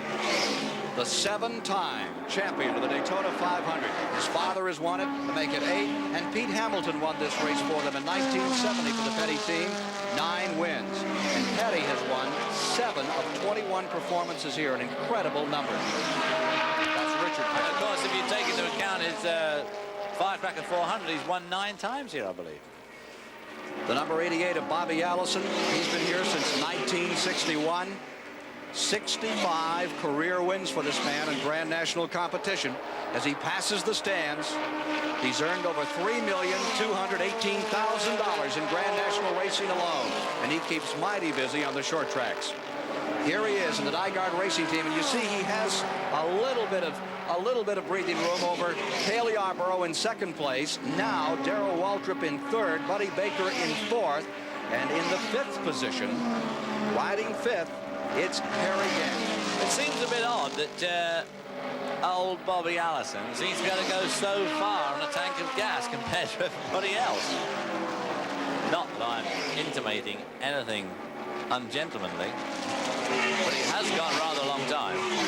75 laps, 187 miles, and there's the picture once again.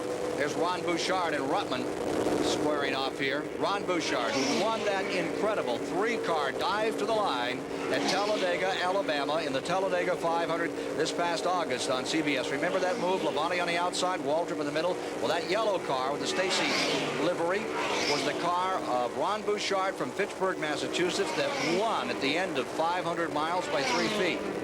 Bobby Allison is trying to make it anything but that kind of race today. Ruttman trying to go down the inside. Here's car number 1, Buddy Baker pulling in. Allison still out in front. Checking our position on car number 2, our camera car, as he closes once again. Moves in after these pit stops. Here's Larry Nuber with Buddy Baker. Well, Buddy Baker is in. Here's a man who won this race just a couple of years ago. Once again, the outside rubber getting all the attention. Of course, every one of these cars needs fuel each time in. A lot of the crews are having trouble getting the fuel cells filled. Now to Ned Jarrett, the other end of pit road. Here's Ned Jarrett. Bobby Allison, the leader, is in the pit, so routine pit stop for him. He takes a drink of that Gatorade that sponsors his car. They put right side tires, fill it up with gasoline, clean the windshield, as everybody else has done. Petty is the only one of the front runners that took on all 4. Now let's go back to Larry Nuber. Cale Yarborough is on his way down pit road. The crew boots the wall. They're headed, of course, by Tim Brewer. The jet man, Barry Dodson, goes to work hiking up the starboard side of the race car. The windshield is being cleaned as Tim Brewer, the crew chief, goes to work communicating with the driver, Cale Yarborough. Cale, of course, won this race in 1977. A big drink of fuel, and he's off now. Cale's crew was successful in getting their fuel tank completely filled on the first set of pit stops. They got better mileage than the other top teams, and Tim Brewer told me he felt that was their advantage on the racetrack, Ken. This is the 2nd set of pit stops under green. Number 11, Darrell Waltrip, had appropriated 1st position. He is now making his pit stop. Right in front of him, coming out is number 28, or coming in is Benny Parsons, who's been running right up with the leaders in 10th spot in the latest rundown. And we're getting the time here on the pit stop of Darrell Waltrip. Here's Ned Jarrett. They're changing right side tires on his car too, Ken. And just a moment ago, while Cale Yarborough was in, Harry Gant came in car number 33, and they changed left side tires on his car, not the right side. A good pit stop for Waltrip. He is away and running. 15 and 2/10 seconds. He's away long before Benny Parsons, our pole sitter. In fact, Benny Parsons' car is very tardy in getting out of the pits.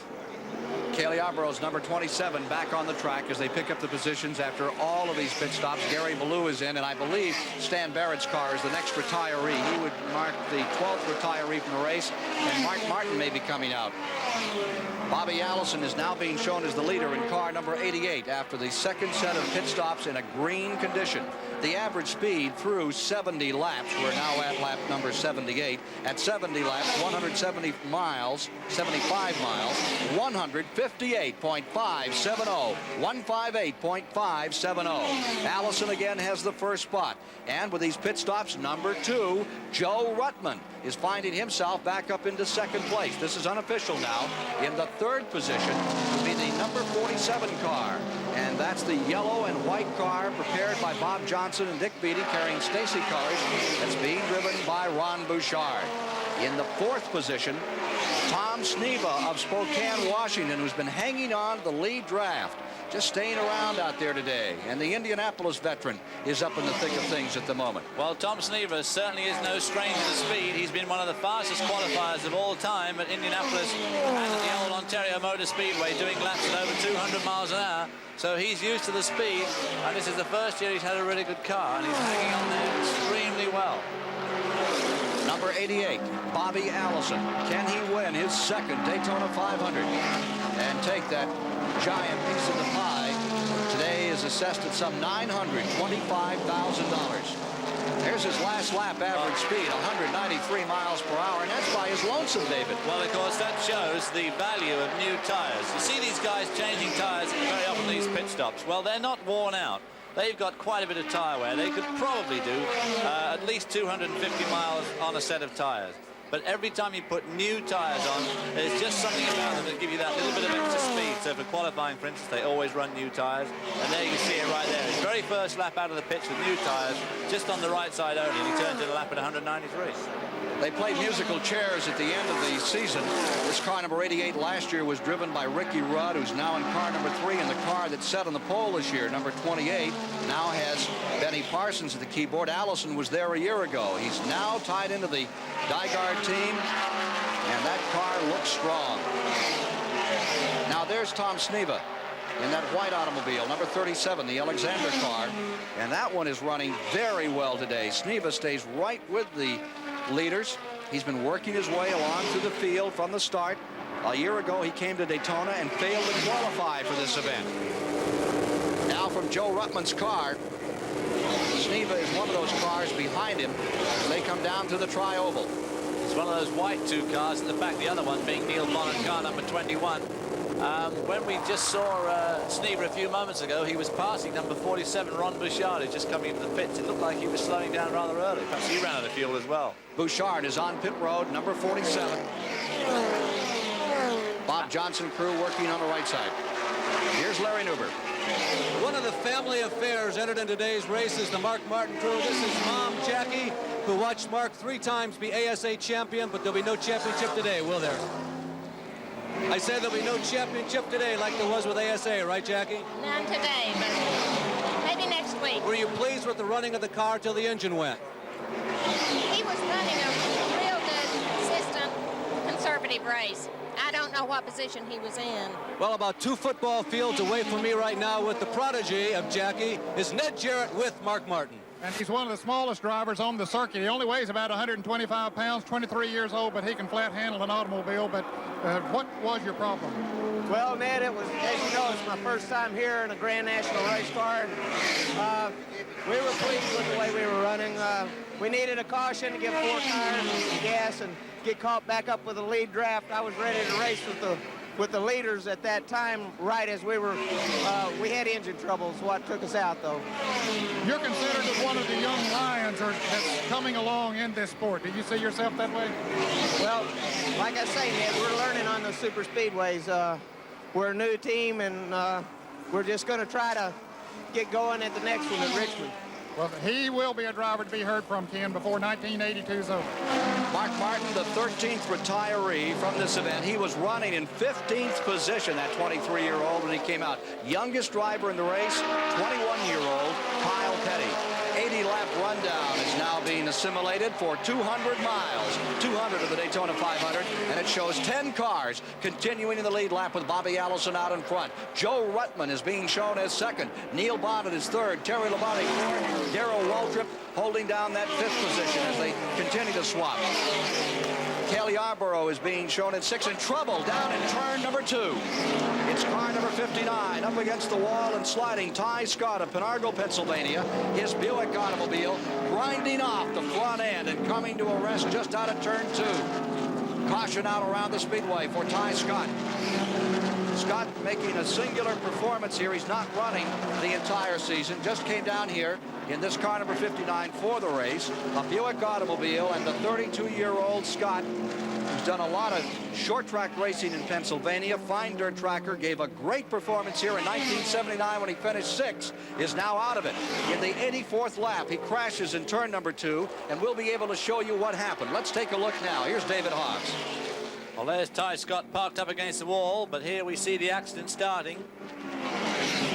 Oh, I don't know what happened there, really. I don't think he was touched by that car underneath him, which was, but he just seemed to lose control, shot across the front of that guy up into the wall, and now you can see him holding it up to the wall, which is the right thing to do in a situation like that, because this is the last place you want to come away from the wall and get T-boned by somebody passing you. Well, this will gather up the front of the field, those 9 cars in the lead lap, and create another Daytona scramble. And from the car camera, we may be able to get another view of what happened. He's already in the wall as Harry Gant went down the inside, David. Well, Harry Gant's one of those guys that was lucky that Ty Scott did such a good job of holding the car up on the wall once he'd got it there. Ty Scott, whose best finish was 4th at Darlington in 1979, came down off the wall, as you can see there, several feet. Just left away, but he soon made sure he got back close to it again.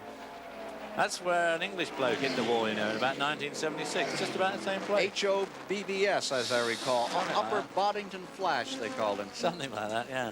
Surprised you a little? It did a bit. The noise is so loud. I would imagine grinding along a concrete wall for 600 or 700 feet might impair your hearing for a bit. It sure does. Big moment on pit road. Everybody's coming in. Labonte is there. Neil Bonnet has just pulled in. Ruttman is in, Allison is in, and there's not quite the pressure of the green flag stops we've seen the last 2 times. They're taking a bit more time to crimp and make them as proper as they can to continue toward the halfway mark. Well, this is the stop, of course, that Benny Parsons wants to do some adjustments on his car. They're doing some adjustments on that car right now out there. We're watching as they're getting in car number 59. It looks like it may be on fire out here. There's some problems. Let's go to Larry Newberg. We are in Cale Yarborough's pit, and despite the fact they were in just moments ago, crew chief Tim Brewer decided to use this as an opportunity to top off the tank and to also change rubber on There's the car. problems on the track. Car number 59 is on fire. It is caught on fire, and Ty Scott is still in the automobile.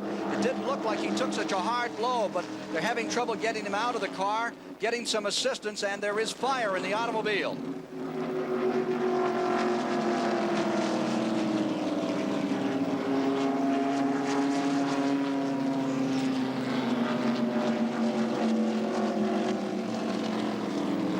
Well, I don't know what's happened. It looks like he might have hurt one of his legs, but it didn't look that hard a hit, really. But of course, well, you just can't tell. Obviously, he is hurt, and he obviously couldn't get out of the car unaided. And it looked at one stage there as if the car was catching fire, and obviously panic set in somewhat. Safety crews working with Ty Scott. We had a bad crash earlier this week in qualifying. Bill Dennis of Glen Ellen, Virginia, crashed hard here in the Tri-Oval. He is now listed in fair condition here in the Halifax Hospital. At Daytona and the rest of the speedways in the NASCAR circuit, the key word of the drivers is not speed, but safety. Racers are constantly trying to make the track a safer place, and Ned Jarrett has this report. Over the years, NASCAR has had a number of innovations which have made it safer for the drivers on the track, and many of these things have gone on also to be incorporated into the cars, which makes it safer on the highways, such as improved safety belt situations, improved suspensions for the cars, and this year is no different. Remember last year this terrifying accident involving John Anderson? Notice his arm flailing out the window. Safety net didn't work.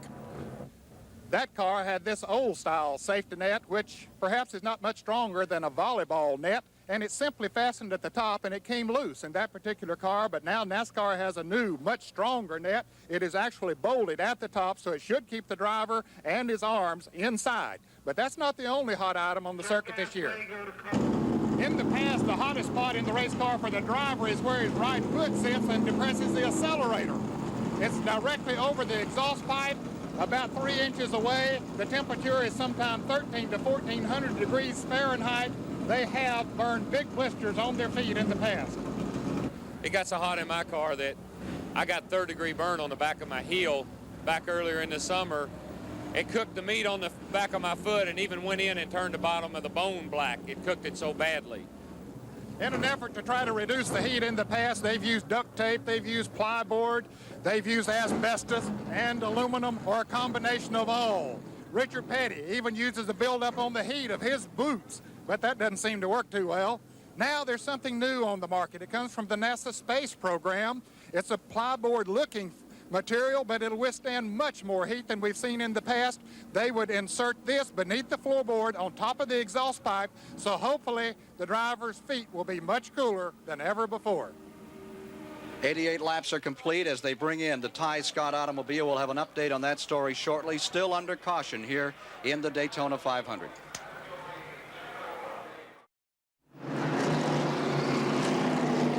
Under caution, they have now completed 99 laps. 99 are down to the 200 to be run. There you see the standings as Allison still dominates. Bond at second, Ruttman the surprise in third, Labonte is fourth. Here's the attrition. Cars that have fallen out of the race. They now total 14 machines, with Ty Scott, the latest victim of the track. His crash up there in turn number 2 has brought out this third caution period of the day. Let's go to Brock Yates. Ken, every time we have a crash at a race like this, there are certain people away from the sport that will tell you that all these fans have shown up here to just see such a thing happen. In fact, they'll tell you that they want to see people in race cars hurt or even killed, and that's the only reason they come. Well, I say nonsense. I say, based on my years of experience in this sport, that these people come here to vicariously ride with these drivers, to see them encounter all sorts of adversity and a lot of hazard and a lot of danger, but they want to see them survive. It is the essence of this spectator involvement with this sport to see adventure, confrontation, and survival. When someone is hurt, truly, the crowd is hurt. We've all been at races where people have been injured or even killed, and I don't think there is ever in sport a more awesome pall that is thrown over a large crowd than when a serious accident happens. And I can say that if anybody denies that, they don't know either motor racing or the people who enjoy watching it. The thoughts of Brock Yates. Now to Ned Jarrett. They have just brought Ty Scott into the hospital area, Ken. Of course, this is a mandatory situation. When you have an accident of that sort, they bring the driver to the track hospital, check him over if need be. Of course, they'll take him to a nearby hospital where they have more facilities to attend to them. We understand that that they did, of course, carry him to the ambulance, but one of his crew members said he thought that he was conscious, but they are taking him into the track hospital here now, and we'll have a report as soon as we can get one on his condition. We've had another retiree just now, number 94, Bobby Wowak of Villa Park, Illinois, has just gone back behind the wall. He may try to come back out, but we have 90 laps officially completed, and we're now showing 14 cars have fallen by the wayside. Bill Gasaway up there in the control tower. There's the map of the course, and there you see those indications around there are all the various safety units of the Speedway. There's like 7 or 8 ambulances here, fire trucks all the way around the track, various vantage points. They have observers in each of the corners as well as down the straightaway to watch exactly what happens to these cars. Here's Larry Newberg. The Wood brothers, headed up by Leonard Wood here, have brought a car into victory lane here at Daytona. Is today going to be number 5, Leonard? Well, I can't tell yet. The track's real slick out there, and the car's kind of slipping around a little bit. And we made a chassis adjustment, hoping that'll help it some. But Allison's really strong, so we'll just have to wait and see what happens. What kind of secrets and tricks does your team have up its sleeve? Can you reveal them? Well, we're just trying to hang on at the moment. Like I said, Allison's real strong, and the track's real slick out there. And we made a chassis adjustment, and hoping that that'll help it.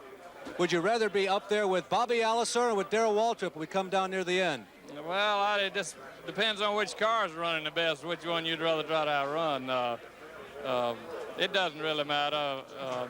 We'd like to beat both of them if we could. Well, the Wood brothers have never taken Neil Bonnet to victory lane here, but Neil hopes that changes today. As we look at the standings with 91 laps complete, we have a Buick in first, fourth, and fifth, and the real surprise is that Fords, David, are running second and third. You think the Fords have out-snookered them here? Well, I think that they've perhaps been laying back a bit. Joe Rutten's been going pretty well all the week, and of course Earnhardt was going extremely strongly in the week and in the race, and it looks like the Fords are going to be in contention at the end of this race. But as Leonard Wood just said, old Bobby Allison looks very, very strong. There you see the race summary with now 92 laps complete, 10 different leaders, and 19 lead changes among them. The average speed at 154 miles an hour, nowhere near the record. The Wood brothers with the second place car, number 21, Neil Bonnet at the controls. They've won this race on 4 previous occasions. First with Tiny Lund in 1963, Cale in 68, A.J. Foyt in 72, and David Pearson in 1976. A.J. continues to stay out here, keep running. Things have not been going well with the car. They're out of the lead lap at the present time, but the mere fact of his presence in this event speaks to the rugged individual that A.J. Foyt is after that terrible crash that he had at Michigan back on July 25th a year ago. It's a very long race, of course, for him to make his comeback in. 500 miles around here at Daytona is very, very tiring on man and machine. And if he can pull this one off, he certainly is indeed the Iron Man. But the big story as well is that Darrell Waltrip Jr. Johnson story. They continue to have that car number 11 right in here. They show up in that lead lap. They're running where Junior likes to run. You don't have to be right up on the point now, but you're right in there with them. And car number 11 in the latest rundown was being shown in 9th position, in 7th position overall. Waltrip was in the 7th spot and maintaining the 8th position directly behind him as they line up bumper to bumper. Harry Gant and Ron Bouchard in 9th. In that 10th spot, Gary Ballou. And Ballou started 31st on today's field. What a rambler and scrambler that guy Ballou is. On dirt, he's incredible. He won in Syracuse, New York a year ago, and they said he never had that car straightened the whole race. He was sideways around the mile all day. Bobby Allison going for win number 2 in the Daytona 500. We're under caution, waiting for a further report at this time on Ty Scott.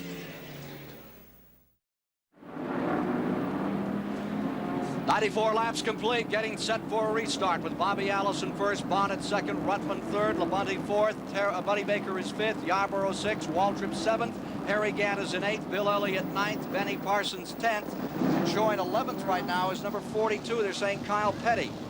And let's go to Larry Newberg quickly.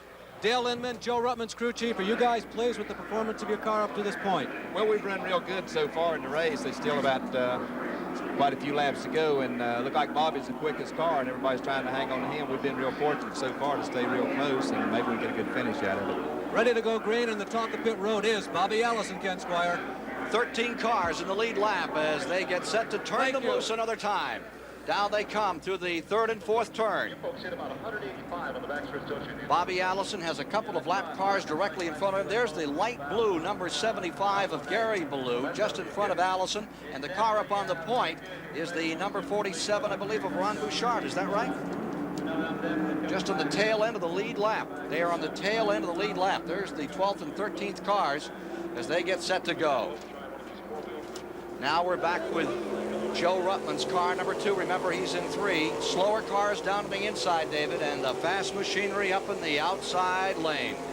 There we see Morgan Shepherd, and there we see the other safety car of Jody Ridley, number 90, as Joe Ruttman sweeps by as they go over the start-finish line here.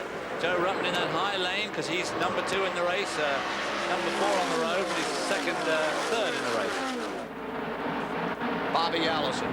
That car has run well for 9 straight days. It hasn't missed a lick. And here it is behind 2 cars that he's about to overlap. They're in the lead lap, both Ron Bouchard and Gary Ballou, but Allison sets his sights on putting them 1 lap down.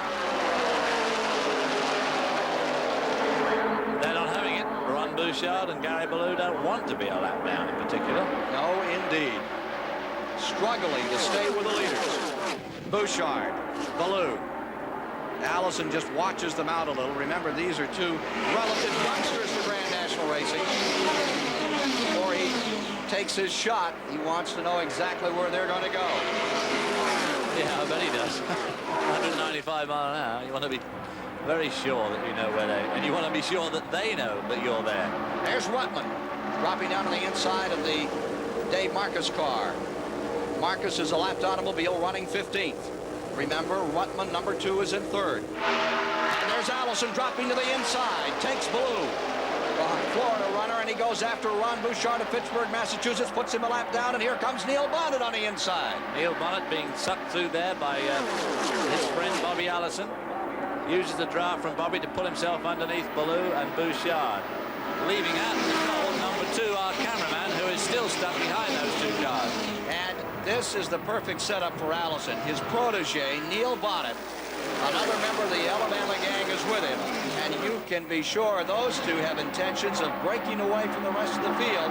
They possibly can. Rutman needs to make a move right now if he wants to stay with them. Rutman has to get past Ballou and Bouchard, unlap himself from them, put a lap down on those 2 and really get up with Bonnet and Allison, because in this business, these 2 are 2 of the absolute best. Bobby Allison. Bobby Allison up in that front position. He's won this race 1 time. Cale Yarborough's won it twice. Richard Petty, a phenomenal 7. Allison trying to change the record book a little here today. Rutman in the 125-mile qualifiers went from 1st to 8th position in the length of a short straightaway, one of these short shoots, and he got trapped outside the draft. Here's a 360 shot all the way around the speedway from the blimp as you see them. Going down into turn number 3, looking like beads on a necklace as they wheel around up on that 31-degree banking. Doesn't look really steep from there, does it? Look at that number 1, that red car in the middle of the pack there, very, very close to the wall. That was Buddy Baker in the car number 1. Just some idea, too, of the multitude that is gathered for this festival of speed at Daytona. Joe Rutman still stuck behind Ron Bouchard and Gary Ballou, although I suppose stuck wouldn't be a very good word at 195 mile an hour. Halfway this time by. 100 laps down, 100 laps to go. Richard Petty is running a lap down. The latest report had him at 18th. Had him at 18th for Petty. But I still wouldn't count him out. No, indeed. He's going to lap down here on occasion and come back and want it. Halfway indicator. Harold Kinder puts it on him. The blue flag, of course, he was waving there, was to some of the slower cars. It's the passing flag, and it's an indication to somebody that a faster car is coming up, and you must let him by. That's the theory, anyway. So there are the standings, 250 miles into it. Still holding on to the draft. Following along, Joe Rutman trying to work his way through those lap cars. CBS Sports live coverage of the Daytona 500 will continue after this word from your local stations. Averaging 148 miles per hour, 250 miles into this event. Bobby Allison in his quest for his 2nd Daytona 500 victory. Following today's Daytona coverage, stay with CBS Sports for great basketball. 2 of the NBA powerhouses tip off as the world champion Boston Celtics, led by the all-star Larry Bird, take on Kareem Abdul-Jabbar's LA Lakers. Join Dick Stockton, Bill Russell at courtside right after the Daytona 500 on CBS Sports. Trouble going into turn number 1. A smoker blown in. Oh, and a spin. I think that's Neil Bonnet up in the wall. And Ron Bouchard has landed on the bottom of the racetrack. On the top, it looks like Benny Parsons as well as Neil Bonnet. Richard Petty's 43 all torn up. The 7-time winner, Richard Petty, with the front end badly blunted. And 96 is in there as well, Elliott Forbes Robinson. A major crash in turn number 1 is bringing out the 4th caution period of the day. There is Neil Bonnet, number 21, trying to win this race for the Wood brothers once again, trying to make it their 5th win. Leaders coming back to the line. Petty is out, Bonnet is out, and I believe that Benny Parsons' car has sustained damage as well. And I think from inside of one of our cars that have those in-car cameras, we're going to be able to witness exactly what happened here. This is Harry Gantz, number 33. I'm sorry, that is Joe Ruttman's number 2 the automobile. accident's already started up there. And you can see the sort of visibility, stuff coming up to the windshield there, bits of debris. This gives you just some idea of just how close. As he passes Neil Bonnet scraping along the wall.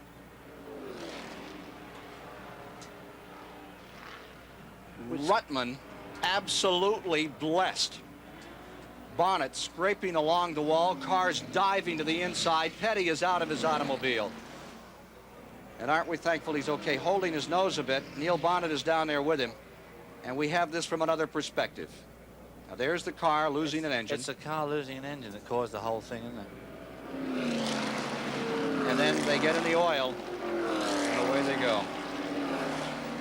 It was car number 94, and he's been going around very, very slowly for the last 3 laps. And I'm pretty amazed. I was about to comment. I couldn't understand why they didn't black flag him.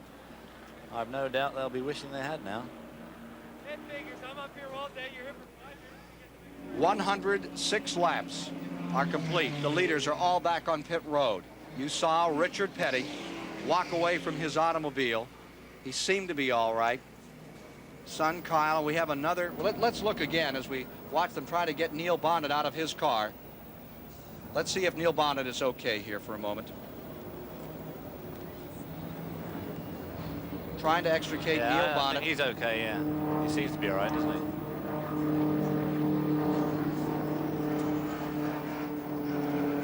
And from the in-car pictures taken by Joe Ruttman, look again at what he faced.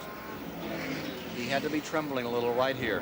While he's coming down the straight, he sees that engine blow right up the front of this high-speed draft. He comes up close to the wall, into the smoke screen, and then out of the smoke screen comes that debris as it bounces off the windscreen. 2 cars in front of him, one starts to spin, or the car that's 2 cars in front.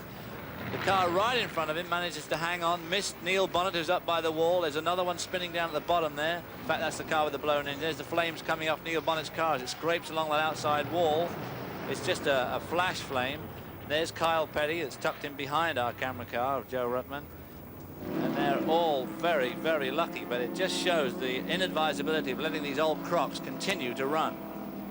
Bonnet being picked up and put in the ambulance. Let's go to Larry Newber. Well, in the Richard Petty pit, Wade Thornburg is the main man. And Wade, any radio communications with Richard about the accident? Well, the only thing he said he was okay and the car was totaled out.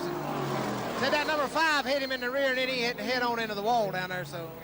Did Richard see any evidence of a blown engine or anything else going on around him? He didn't say nothing about it. He apparently had no warning then, did he? Must not have. He said he was in good shape like number 5 hit him. That was it. Well, there'll be no 8th victory today in victory lane for Petty Engineering. And right now, Ned Jarrett has an update on the Ty Scott situation. We've been standing by to get a report here, and a member of Ty's family has told us that he is in good condition, that he is conscious, but he has a concussion. He's in x-ray right now. He says that there are no broken bones and there were no burns from the fire when the car caught fire while it was still sitting out there after the accident. So it is a good report. The doctors, of course, are going to be busy here this afternoon, it looks like, and we will await Neil Bonnet coming in for his checkup. The field is running its 108th lap in the 106. A serious crash has demolished 4 of the serious contenders in the 1982 Daytona 500. We are under caution, and there's one of the stories of this Daytona 500. A.J. Foyt in number 51 is back. He is now running in 15th position on the field after a serious crash in turn number 1. Foyt out here after he himself survived one of the worst crashes of his career a year ago. The Daytona 500 is a special race, but for some drivers it's more special. And AJ is driving competitively for the first time since that crash at Michigan 7 months ago. A.J. Foyt, in the world of auto racing, he's one of a kind. The only man to ever win the 24 Hours of Le Mans 67, the Daytona 500 1972, and the Indianapolis 500 4 times. That distinguished career nearly came to an end last summer when A.J. hit the wall in the Michigan 500. The crash was sheer terror. He had cracked his helmet. They talked of amputating his right arm. They said 46-year-old A.J. Foyt had seen his last race. To me, it was pretty bad. I was just glad I didn't lose my arm was the biggest thing. I lost some muscles that was actually torn out on the racetrack, I guess, and it's got a screw all the way through the elbow now. It's given me quite a bit of pain. Yes, it does have a lot of soreness at night after I work out with it and things like that. The elbow gets real sore. As the arm improved, he faced the trying question of whether or not he should return to the track. I says, do I want to come back, or do I just want to own cars? And to be truthful with you, I really don't feel I have nothing to prove, but I still enjoy it. My doctors, they've all jumped on me and says, you know, A.J., you can't be hurt many more times. Keep surviving. I says, well, we all got to go some way.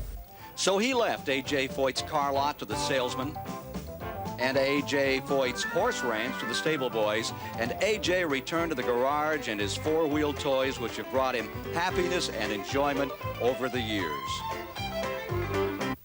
I just feel like I just want to go back racing and run quite a few of them and get back in shape and get to feeling good again. You know, laying around and trying to heal up just makes you old, tired, and fat. So I figured get back into racing, get back in the swing of things. Back on the track, A.J. geared up for the competition, and his priorities changed. He not only wanted to prove he could come back, but come back and win. Racing is still my first love. And when a driver's out there, it's a team effort, but yet the driver has to call his own shot. He can't call in on the radio and shall try to get under this guy this lap or what have you. And I think that's one thing I like about driving a race car. You got to call your own shot, and if you're man enough to do it, you're man enough to be a winner. A.J. Foyt, running right up there with the leaders today.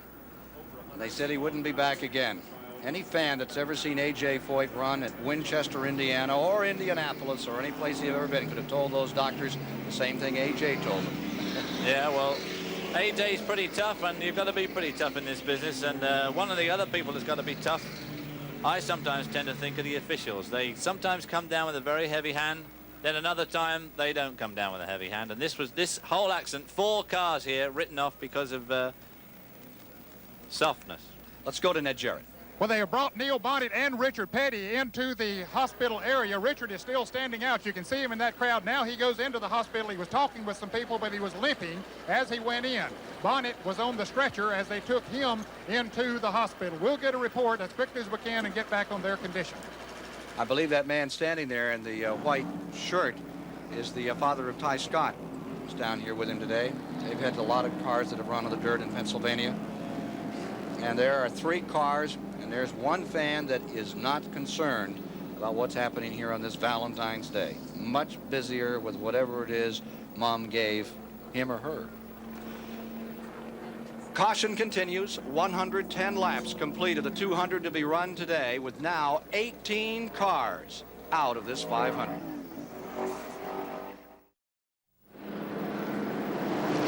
Still under caution. A late word from Ned Jarrett. Robinson was involved in that accident also over there, Ken. He came to the hospital and then walked right out. Apparently you're okay. Yes, I'm fine. I just hit the wall trying to avoid some of the debris on the racetrack. Well, what caused it? What started it? Well, I don't know. I talked to Richard Petty on the way back because he was up front. He said it looked like somebody blew a motor in front of him. Everybody slowed down when he got on the brakes. He was hit from behind, and that put him around backwards, and he hit the wall. And it seems he hurt his foot a little bit badly. It's swelling up some. Well, Lee Petty, Richard's father, has just come out of the hospital. Lee, what did you learn? Well, I went in there. It looks like somebody spun down there, and somebody hit him right in the back, and it drove him right in the fence. And I just got through talking to him, and he hurt his foot, but I believe he'll be able to plow tomorrow. You think he'll be able to plow? They're going to put him right back on the farm. Now, boy, I'll tell you, if that isn't humor or I don't know how you do it, you fellas. I think he'll be able to plow tomorrow. Okay, well, we're certainly happy that you can smile about it and that Richard Petty is okay. We'll get a report on Neil Bonnet as quickly as we can. Thank you very much, Ned. 112 laps are now complete. The 110-lap rundown had the speed at 144.126 miles per hour. Bobby Allison still secure in first place. Terry Labonte is in second. Joe Ruttman hangs right in there in third spot, with Darrell Waltrip now moving the Wizard Mobile up into fourth spot, and Jimmy Sauter in fifth. And we're going to take a careful look at Jimmy Sauter's car as it comes by here, David, and see if we can spot any damage to the front end. Richard Petty was saying he thought he took a shot from car number 5 as they were getting on the binders going into turn number 1. I would think that if he had taken a shot like that, that it would definitely show on that car. Now let's take a look at the attrition as we look at the race summary. The attrition now builds to 18, and sadly, it includes Benny Parsons, the man who sat on the pole and wanted so much to win this race once again. Elliott Forbes Robinson and Richard Petty, the grand champion, 195 career wins, and 7 times a winner here at Daytona. Neil Bonnet now out. 1 lap, and they're going to be back under green once again as the battle continues out here on the Speedway. And with everybody ready to thump bumpers and rub fenders, we get down toward the finish of this one. We're 113 laps in of this 200-lap event. We have 8 cars running in the lead lap as we get ready to resume. Again, it's Allison in front, Labonte in second, Ruttman with our cameras running third. In the fourth spot, Waltrip, the national champion from a year ago. Then in fifth is Jim Sauter, and let's go to Larry Newbert. When the 1980 winner, Buddy Baker, came in the last time, the hood went up. Hoswell Ellington, the crew chief, why? Well, what happened, you know, that they've been trying to get that guy in for, you know, out there smoking for so long, and he blew an engine right in front of the whole pack. He wasn't running but 80 miles an hour, and so we got into it and blew 2 tires, and then when he come off the bank one day, he stretched the tie rod in, so we had to set the toe in again. And beat out all them fenders and all. We got the wreck. Buddy apparently noticed that the other car was running slower. You guys felt it should have been flagged in earlier. Oh, yes, that's no difference about that. Now, they black flagged him 3 or 4 laps before that, so he didn't pay any attention, kept out there, didn't blow the engine. Probably wasn't running 80 miles an hour. What they should do is never let him back out in the garage area when he goes in. He's been in there twice. Well, the driver we're talking about is Bobby Wawak, and Ned Jarrett is on pit row with Bobby right now. Ned? Bobby, you had a problem out there, but you didn't feel that the oil came from your car. No, it lost the piston and blew some oil under the headers and made some smoke. But I was way down. I saw the leaders coming. It was down on the flat part of the racetrack, and there wasn't any oil from my race car that caused anything but slippery. Well, he should know because he brought it on into the garage area and there was not much of a problem. Neil Bonnet is okay. He is conscious and talking to the people in there. Hopefully he'll be out of the hospital before too long. Restart moves to the line to start the 114th lap. Buddy Baker is now a lap down in 12th position, incidentally. Green flag is out. On the outside, Joe Ruttman goes all the way up to the wall as he tries to squeeze through. Ruttman is right up there, wheeling around some lap cars as they muscle each other going into the first turn. Now there's Ruttman, battling his way as he tried to make that maneuver to get around those lap cars, and he's pulled around them. Joe Ruttman in 3rd position and closing down the back straightaway. Great move on the start by Ruttman with our CBS camera on board, giving you live pictures right up there among the leaders. Well, there he is. Of course, he's following Labonte is running second. Who's just right in front of Labonte is Bobby Allison. And, of course, the Stacy team at this stage is doing extremely well. Right behind Ruttman is Gary Ballou, car number 75, but he's a lap down. And behind him is our other camera car. No, it isn't our other camera car. It's Darrell Waltrip, number 11. Waltrip running at 5th position, 2 back from our camera car in 3rd spot. And there is Harry Gant. That is the Wizard Mobile, not Waltrip's car. Built by Chuck Gay, and you're looking out of the back of car number 33, running in 7th position. Running right in the 7th spot.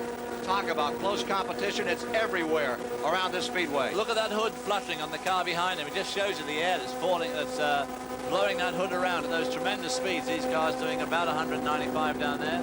Sitting there looking pretty relaxed at the moment. There's Harry. I think he's moving right in on A.J. Foyt now.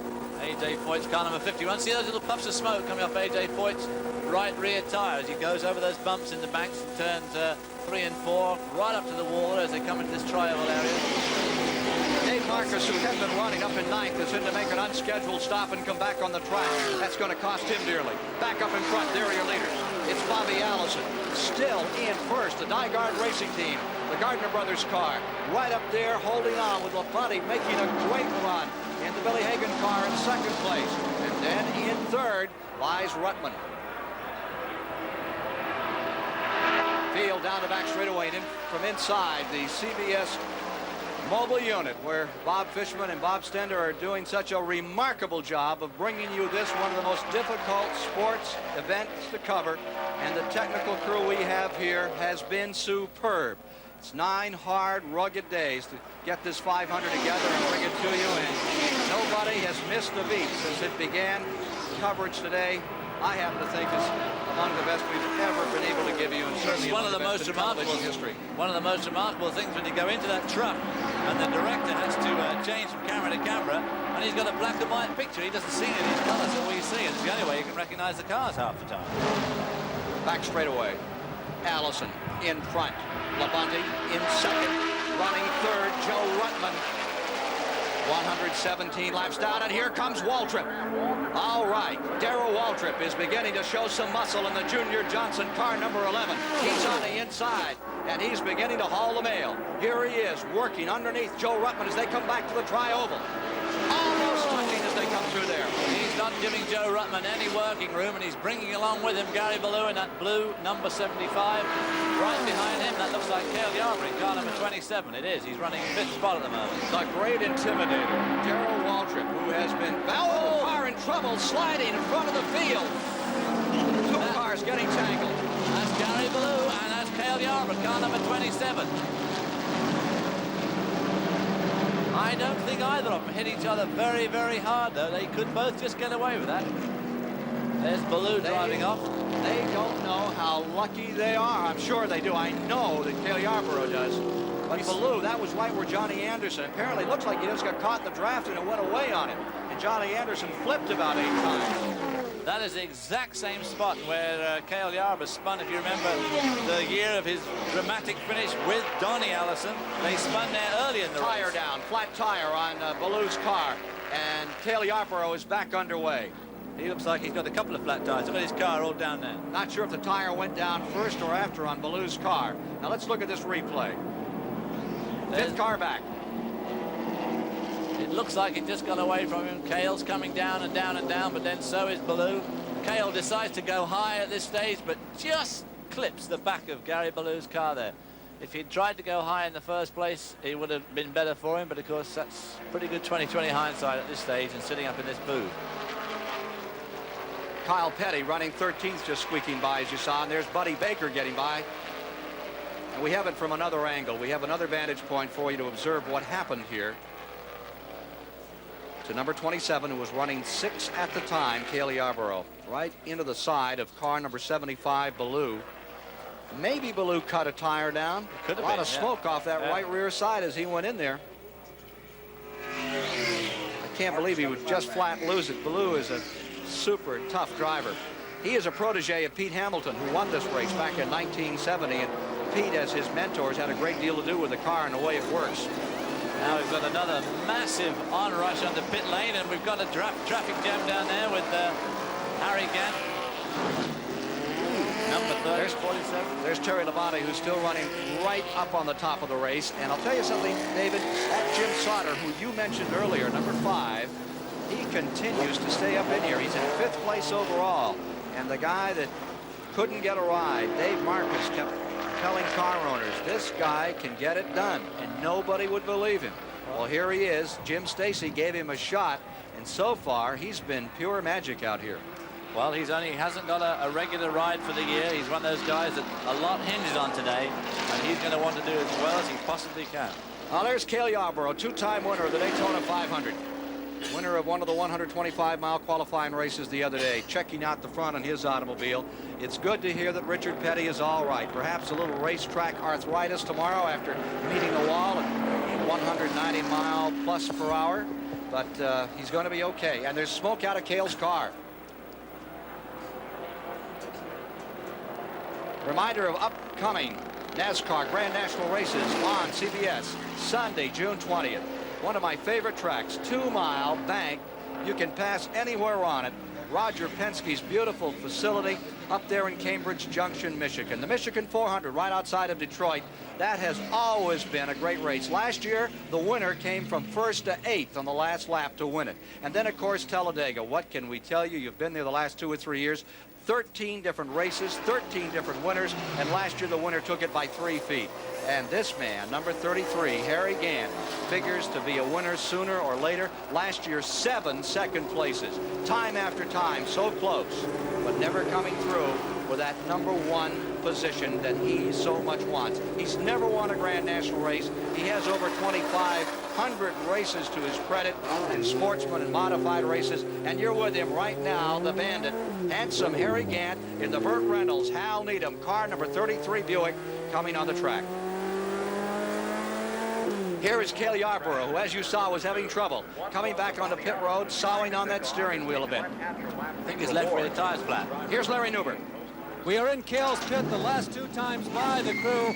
About half anticipated him coming in, but Cale was in communications with crew chief Tim Brewer, not only on the telephone, but they were also communicating via hand signals each time Cale came through the tri-oval. Now they anticipate changing all 4 tires eventually on this caution flag. They just made the decision to change all 4 on this stop. There was some thought that they might stop twice, depending upon how long the caution flag was and how efficient they were when they got the right side changed. Ned Jarrett with the story at the other end of pit road. Well, we're happy to see Neil Bonnet walking around out in the garage area. Neil, are you okay? Yeah, just a little bit sore. Richard was in the hospital while I was in there. He's hurt the top of his foot. He might have broke the top of it. I don't know, but it's sore. But well, Neil, here is the accident. As you went into turn 1, can you tell us what happened? If you picked yourself out? As we went in there, we saw a car blowing, and there was parts and pieces flying everywhere. And Bobby held his hand up, and I held mine up, and we slowed down, and somebody hit me in the rear. And as it did, I turned in the outside wall, and it pulled my right front wheel off, and I didn't have any brakes, plus I couldn't get the car off the wall. It just had the wheel turned all the way back. And, you know, after that behind there, I couldn't tell. But the thing that started it was a car blowing, and there was parts and pieces hitting the cars, the windshields also. We lifted, and somebody just, you know, come in there and was unavoidable, Ned. It's just a tight deal racing that close. Something's going to happen. And it looked like the car was really working for you. Well, it's one of the few days I've had enough sense to sit there and ride and not extend the car. I had a whole lot of race car left, but we saw all week long that I had to live off the draft, and I was going to sit there all day long and wait till the very end to see if we could win the race. And there's a lot of good race car tore up there now. Neil, Richard Petty you mentioned was in the hospital over there too. Of course, you talked with him. Were there any other of the drivers over there? No, Richard and I were the only ones in the hospital, and before I left, I went by and talked with Richard for a few minutes, and he said he's okay. He's probably going to go get some x-rays made of his foot, but he's feeling okay, you know, right now. Well, that's the story from the garage area at the moment, Ken. 122 laps now complete. New report on Richard Petty, Cale Yarborough's car. They say there's a tire rubbing on that one. More shortly.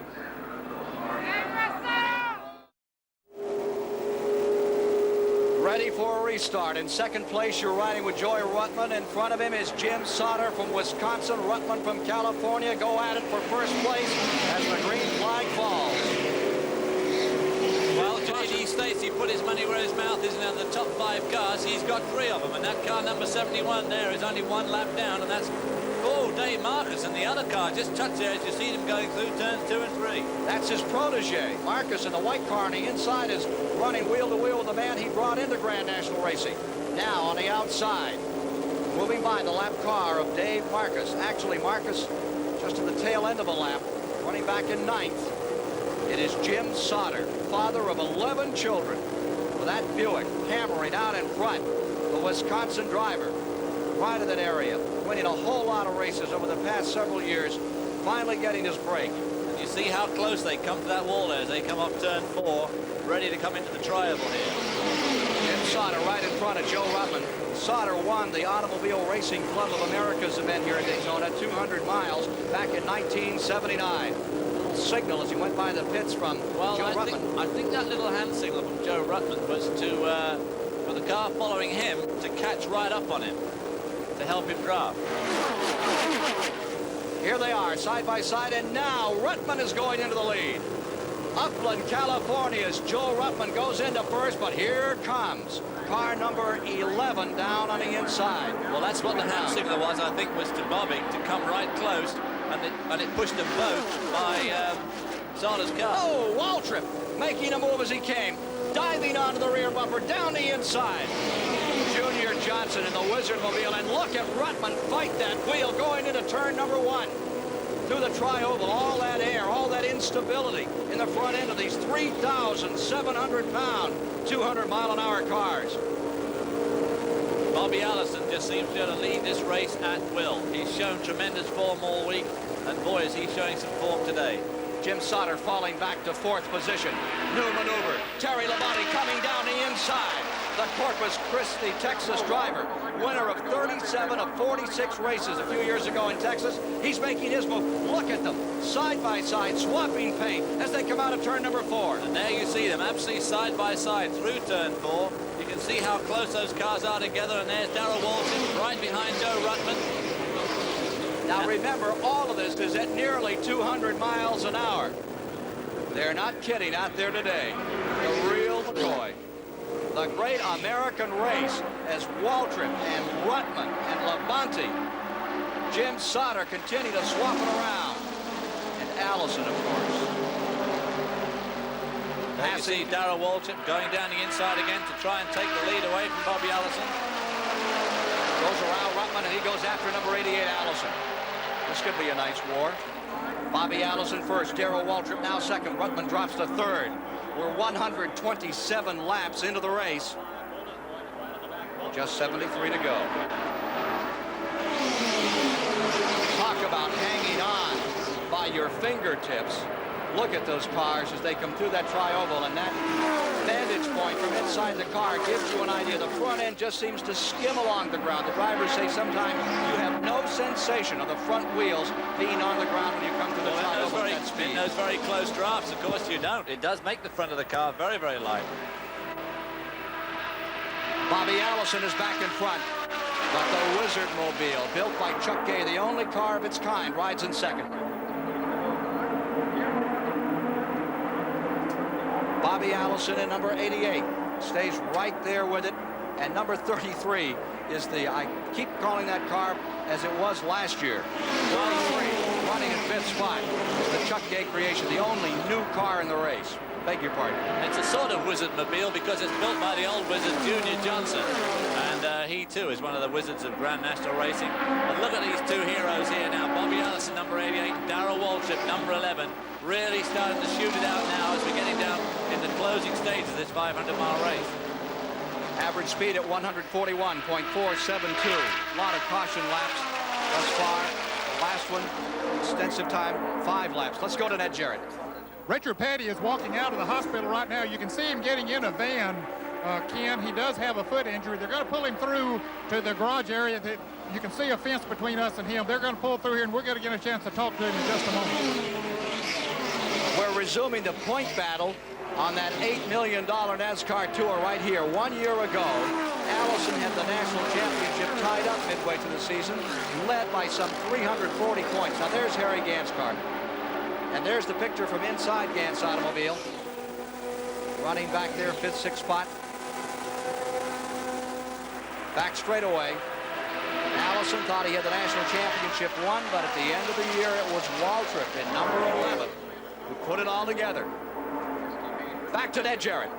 Well, Richard Petty. Richard, you got your feet sort of bungled up here a little bit. Well, what happened, you know, when all the wrecking and stuff was going on, I slowed down, the boy hit me in the back, and when it did, it went down the flat, and when it hit the wall, naturally I had to push the brakes just as hard as I could, and I run head on in the wall, and it just sort of turned my foot back, and we're going to go get an x-ray, but I think it's okay. It's just swelled up a little. Richard, how did you see the accident happening? Well, you know, we was back in sort of a second packer, and somebody blew just as they started, you know, right before they got to the corner, and there was so much smoke, I think everybody just started slowing down, and again, I slowed down, and when I did, somebody hit me in the back, and if they had hit me in the back, I'd have been okay, but I think that's what happened mostly. Well, Richard, 1982, you came here with very high hopes after winning it in 1981. You and Kyle both have been running strong all week, but it didn't really go according to plan. Just was one of those days. Kyle's had a little bit of trouble. He's run pretty good. I didn't really run that good, but I had enough trouble to keep it from doing good. And, you know, we'll come back next year and try it again, but we ain't give up. We still got a long year here. And I'll bet if there's any way possible, you're going to be at Richmond, Virginia next Sunday. I'll be there if I have to drive my left foot. Well, that's the way they go about it, Ken. Well, I expect Bobby Warwack will be very relieved to hear that it wasn't his oil that caused the crash. It was just the impenetrable smoke screen he laid down. Kyle Petty is now in 12th position. There's the picture from Harry Gant's automobile, running up in 5th. George Graffio is on the controls of this camera. You see, he can actually maneuver the camera around. He can move the camera as they pass. It's all by remote control from back here, actually behind the grandstand. You're watching Joe Ruttman go down into the tri-oval area. And there's the pan over to him driving. Just moving. Now he's moving that camera back so you can look out the front. It's pretty incredible. They can pan it, they can refocus it, and they can zoom it. Consultation flag is out for Kyle Petty. Kyle Petty coming in. There was some smoke coming out. They were reporting smoke out of car number 42, and they're underneath the hood on Kyle Petty. So for the folks from Level Cross, this is not a good day. A.J. Foyt continues to hammer away out here. He's running 15th. Number 51. 133 laps complete. Bobby Allison in front, average speed at 140 miles per hour. Waltrip stays second. And running in third is Joe Ruttman with Terry Labonte maintaining fourth. The fifth spot is Jim Sauter. There's Richard Petty's car, and the front end sure doesn't look like it did about 2.5 hours ago. Well, he took a pretty good shot at the wall, and of course, as you said, you know, when you see an impenetrable smoke screen like that, there's just no way that a normal human being, and these guys are normal, they don't look it sometimes, you've got to lift off. And of course, in a situation like that where you're drafting within inches, and someone lifts off the gas, trouble ensues. And of course, we've lost, through inefficiency really, we've lost 4 of our best runners. 8 cars running the lead lap. The 9th car is Tom Sneva, 1 lap down. Now here come your leaders. Back in from the fans' view, we see Allison first, Waltrip second. Then in third, Joe Ruttman, followed right on the rear bumper by Terry Labonte in number 44. Back on the 31-degree banking, stretching those cars out. 5th spot is Jimmy Sauter. 6th spot is Harry Gant. From the blimp, you're watching them now. 7th is Cale Yarborough. Cale did not lose a lap, and there from the Goodyear blimp America, you watch that front freight train running down through the banking another time. Last lap at 193.133 miles per hour, so they're getting with the program. Now, Jimmy Sauter's car apparently has been reported to be starting to smoke. We'll have to have a close look as he comes by this time. He's running in a really good position. If it is smoking, it sure isn't smoking very much. Unless it's smoking on the banking, maybe the tire's rubbing.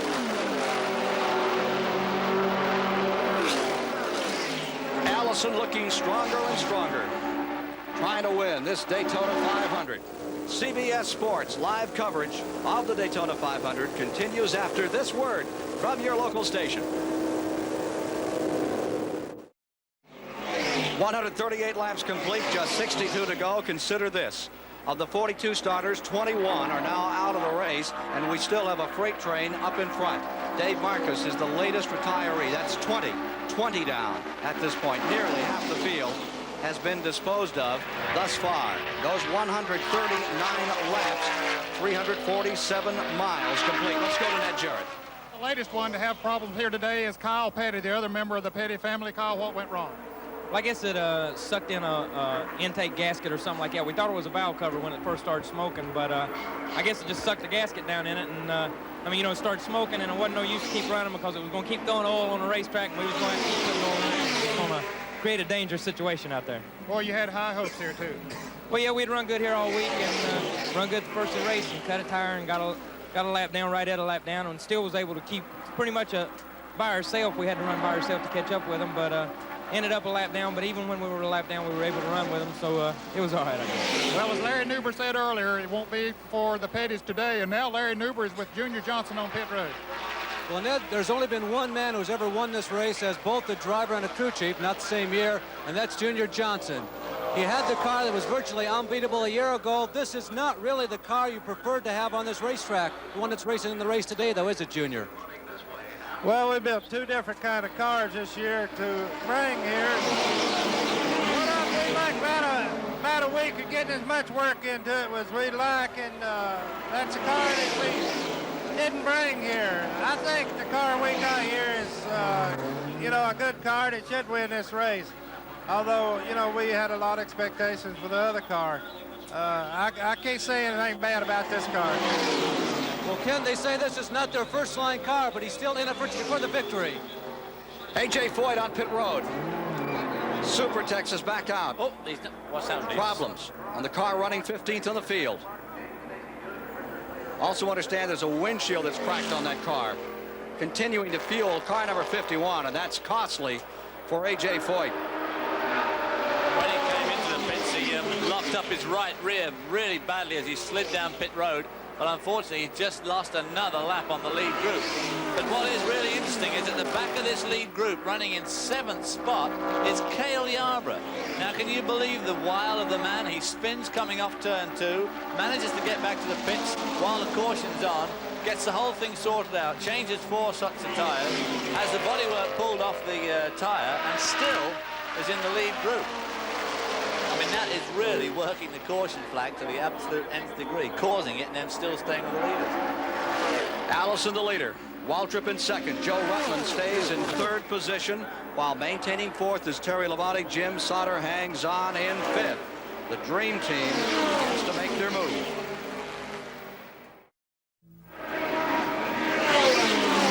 Just completing 146 of the 200 laps in a dead heat for first place. Junior Johnson and Darrell Waltrip, the Dream Team, begin to show their muscle a little and try to fight their way in. It's Waltrip up on the outside. They've held back. Now they're making their bid in the late going. Here's Joe Ruttman with our camera car going to 2nd place, falling back Bobby Allison. This is when you got to know when to hold them and know when to fold them. Here's a report from Larry Newber on A.J. Foyt's car. Well, one of the men responsible for changing the rubber on A.J.'s car is Cecil Taylor. Cecil, the last time in, you changed no tires. Why? A.J. just didn't feel like it was necessary. He said the car was working pretty well the way it's running. We just went for the fuel and get back out. More action at the other end of the pits with Ned Jarrett. And a happy fellow here, Robert Harrington, who is the team manager for J.D. Stacy operations, and he's the crew chief today on Jim Sauter's car. You got him up there running 2nd and 3rd, and Sauter is doing a whale of a job out there. Well, Jim's got it all right now. I mean, we did ours in the shop. It's all up to him right now. He's doing a super job. When is the next pit stop scheduled? In about 6 more laps. Will that be your final one then? We're hoping so. You're hoping so. Okay, Ken. It won't be long till we'll see some more strategy unfurled here in these final pit stops. Meanwhile, the 6th place automobile, Harry Gantz, number 33, the Bandit, is on pit road. He's making his pit stop right now, and he's away. They went around on rubber, and you're with Harry as the handsome one gets back on the attack. I mean, they changed all 4 tires then, which on a green stop like that seems to be taking a bit of a risk, and of course he's just gone down a lap to the leaders, as you can see them climbing through turns 1 and 2 there. Leaders just flashing by as Harry comes back to full speed. Down at the bottom, now assumes his position as he gathers up some RPMs a little further up on the racetrack. Back straightaway. Boy, if they can all get their pit stops together, I'll tell you, we are going to have some kind of finish. There is Darrell Waltrip now leading. Joe Ruttman hangs in 2nd place. Can't say enough for the technical crew here today. We were getting some incredible pictures, all of them just doing a terrific job. Bob Brown doing the switching and just staying on top of what is a most difficult event. I've always said that it was like a golf event stretched out over a couple of miles, 40 participants. Something can change the entire race at any moment, at any place. The only difference is instead of walking from hole to hole, these guys are trucking along about 194 miles an hour. Here's number 11, Darrell Waltrip. Won an incredible amount of money last year, nearly $700,000 in winnings for Darrell Waltrip. In 2nd spot, Joe Ruttman, a relative unknown, but what a superb job he's driven. If you know anything about the Ruttmans, they're tough. A.J. Foyt has just gone to the garage area. A.J. Foyt just skimmed down pit road, made a quick left turn, and put it away. In his comeback, A.J. Foyt, car number 15, falling back into the 18th spot, now retires from the event. Oh, that makes 21 retirees. I can't remember a race where there's been quite so much attrition. This is a tremendous race of retiring. Well, there's 2 elements here. I can't remember as high an attrition in the Daytona 500 in several years, but neither can I remember this many cars this late in the going still having to fight out the fray car. That, you're having a close-up look there at Darrell Waltrip's car, closer than most of us would like to be at that speed, as Joe Ruttman pulls himself up into 2nd spot. Joe Ruttman trying to give his wife Harpo the biggest Valentine she's ever had. The Daytona 500 hanging on in second place as he goes back to the tri-oval. Nips it down in there. And then right behind Ruttman, we can see Bobby Allison, that car number 88, having a go at Bobby Allison. A little bit of smoke, a little puff of smoke there off. Is that off Darrell Waltrip's car? It is off Waltrip's car. Waltrip falling to the inside, and you're watching the leader go away. And there goes Darrell Waltrip's engine. And now it's a battle back to the line. Waltrip expires on the back straightaway. Engine detonates. Waltrip out, and they're racing back to the line for position. And this is the perfect break they needed, unless this thing stays under green. It still looks like it's under green. There's no caution thus far. Waltrip has dropped to the inside of the track, coming down to the tri-oval. Coming down on an errant back marker, running down the middle of the street there. No caution. No caution. He was on the inside, and they don't believe there's anything on that back straightaway. And up the third spot there, that white car is Cale Yarborough. There's Darrell Waltrip pulling into the pit area. No doubt he'll take it straight behind pit wall. 22nd car to retire. And for the Dream Team, this 500 becomes a nightmare. Allison again in front. And for the first time, you don't see somebody banging right on the rear bumper, or where there used to be a bumper. He lost the bumper in the very first incident of the day.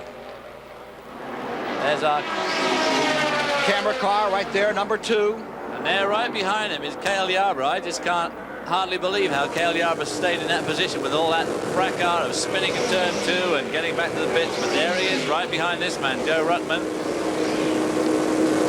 Right there is old Caleb. Cale Yarborough back there in third spot. And in fact, these three seem to have pulled out a reasonable gap now to the fourth car, which is Terry Labondi. Car number 44. Cale Yarborough getting just a little tad close there. I think he wants to get his picture. There he goes to do the draft. The slingshot doesn't work. Drops back again as they come up to turn 4 here. Turn 3. That's Jim Sauter in the pits. The Wisconsin campaigner coming back out. Well, that's lap 153. There's no way, I don't think, that he can do 47 more laps, so James Sauter probably have to stop again. So it begins to sort out. So if these guys start making pit stops within the next 4 or 5 laps, they're going to have to make at least one more, but it'll be a real quickie near the end. And there's a great shot of Cale Yarborough right behind Joey Ruttman. That's Cale in third. Car from whence those pictures coming, running second here in this near $1 million payoff. The first race of the season. They used to start at Riverside, California. Now race number 1 is here at Daytona, and they'll end the season at Riverside, California next November. Tremendous amount of buffeting. You can see the spoiler on the back of the Stacy car there flapping about, and you can also see Cale's hood as it flaps quite violently in that breeze. There's Cale really swinging at that wheel as they come through turn 4. Cale having to fight that car. Looks like the handle has gone away a bit in car number 27. Tires getting a little down. Look at Cale as he came out of the tri-oval. He has to pick it up. That's what you don't want to do, is turn right as you come off those corners. He's really hanging on there hard. He's having to work pretty hard. But if anybody can work hard in this sort of racing, it's old Cale Yarborough. He's one of the toughest guys I think I've ever met. Absolutely. He's the original no-neck monster. Now up in front is Bobby Allison. You're right in the middle of things, folks. Right in the middle of the Daytona 500. Up in front of you, Bobby Allison. Right behind you, Cale Yarborough. You're in some of the fastest company there is in the world of motorsport. And what a great shot it was just a few laps ago. Great for us. Terrible for Darrell Waltrip when we saw the absolute initial going away of that engine as it started to puke out that right-hand exhaust pipe. If you had to make choices, who would you pick? Allison, a consistent great runner with his car going so well. There's a man checking the tote sheet today. He's getting his pin out. Joe Ruttman, a relative unknown, but his name is Ruttman, and boy, that means he's a racer. Labonte is on pit road. Cale Yarborough, who's twice won this event. Okay, Terry Labonte is lying in 4th spot at the moment. Pulls onto pit road and changes his outside tires. Obviously gasses up, but I'm sure at 156 laps, at least 44, he's almost sure to have to stop again at least once, just a real quickie.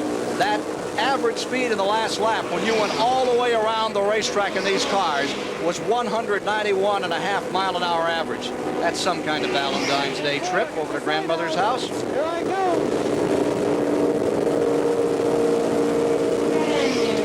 running high there as they go through turn 2, where he just spun, but he doesn't need to put him off. They're just coming up to lap Jim Sauter, car number 5, one of the under Stacy cars. There goes Bobby Allison around Jim Sauter, who's been hanging on so well, but he has just made a pit stop. So when they make their stops, he should unlap himself. Joe Ruttman dropping to the bottom of the banking. Perhaps he's coming in. Indeed, it looks like Ruttman may be coming in. No, he is staying out. No, he's coming making in. a late stop. I mean, he came all the way down the road. Couldn't make his mind up quite what to do. Hard right. Joe Ruttman is coming into the pits. You're with him for what could be his final pit stop. Here's Larry Newber. Joe Ruttman comes to a stop. This is one of their scheduled pit stops. Here's the guy who has dominated USAC stock car racing for the past 3 seasons. He's won about 1/3 of all the races he's entered on the USAC stock car schedule. They changed the 2 outside tires. They fill that fuel cell up once again, and Joe Ruttman is off and still among the leaders. You see that tremendous jerk as the car drops down off the jack. He's very careful not to slip the clutch too much. If you're going to spin anything, you want to spin the wheels, warm up the back tires, change the outside right and the right tires, and he's back on the same lap as the leaders. Bobby Allison first. Cale Yarborough, after that long slide, has gathered it back up and brought the NC Anderson car back out another time. I'm wondering if I can ask Ned Jarrett a question here. We're 159 laps into this race, Ned Jarrett. And that means there are 102.5 miles left. Ned, it seems to me they have to stop one more time. Kenny, will cut them awfully close. Most of the times they can't go over 100 miles, particularly at the speeds that they're running out there now. But we've seen in the past that sometimes they stretch a few extra miles an hour out of them. And I'm sure on these last pit stops that they put every ounce of gasoline in them they could possibly get. Let's report on A.J. Foyt here. He, of course, pulled his car into the garage. He had an engine problem with it. A.J. is pretty disgusted. He didn't want to talk to anyone. And now let's go to Larry Newber on pit road. Well, Bobby Allison is roaring right at you. Here he comes for what he hopes to be at least his second to last stop. And if all things go super well and they pull a rabbit out of the hat, maybe he can milk out this load of fuel to the end of the race, but that's unlikely. They'll try and slosh as much as they possibly can into this car. If we have lengthy caution flags in the last quarter of the race, you never know, this stop might work. 13.6 seconds on Allison, outside rubber, and new fuel. One of the cars that we're overlooking today, and very, very strong, is the Ford from Dawsonville, Georgia, of Bill Elliott. He has 2 brothers, and they come in here and they flip a coin to see who's going to be crew chief. They don't seem to take it too seriously, but they race very well. And right now, that car is running up in the top positions. Running back in 6th at the present time, Bill Elliott. There we see Cale Yarborough, who's also put a lap on Jim Sauter, but of course Cale is going to have to come into the pits probably this lap. I don't see how they can do 40 laps. We had Dale Earnhardt running out in the very early stage of this race on about lap 32. Well, they've still got 40 laps to go. If they can do 40 laps, someone better get the measuring jar out, I think. That's right. 100 miles remain at this moment in the Daytona 500, the 24th edition, which has been as good as it's ever been. Here is Bobby Allison fighting his way up from 2nd spot as Cale Yarborough in number 27 gets ready to pit. Cale is coming onto pit road. Now he could be within the veil. He might make it all the way to the checkered flag. When you're running at 193, 194 miles an hour, which is still the laps they're turning in this race, you do use rather a lot of fuel. Watching the pit time on Cale Yarborough, I tell you those last 2 or 3 laps are going to be frantic and frenzied. And oh my kingdom, for maybe a pint, even a half a pint of fuel. 15.3 seconds, and he changed the inside tires, which is, I would have thought, rather unusual. The leader, Bobby Allison, at 160 laps, 400 miles, the average speed, 147.164, far off the record. Sweeps by Cale Yarborough as he pulls out of the pits, just a little bit too far in front for Cale to pick him up as a draft. Here's Ned Jarrett. Darrell Waltrip has already had time to take a shower and get back out in the crowd here, Ken. Darrell, that thing just sort of went without warning. Yeah, it did. But we wanted to improve over last year, so I think we finished a little higher up than we did last year anyway. Well, you had to because you ran longer in the race, and you're also in the lead when it happened. Boy, that has to be a disappointment. Well, I'm real disappointed in it. I really had it going, and I really think I had the only car out there right now that could beat Bobby. He doesn't have any trouble. He's home free. His car's really handling and running good, and we adjusted ours, and it really helped, and we were right there with him, but that's his. Bobby's been running most of the race without a rear bumper. Would that help him or hurt him? Well, let's say it'll help him today because it looks like something is. Sure does. Okay, Ken, that's the story from the garage area. Now 163 laps complete, just 37 to go. The leader is Bobby Allison, the second place man, Joe Ruttman. The Alabama gang has their best right up on the point.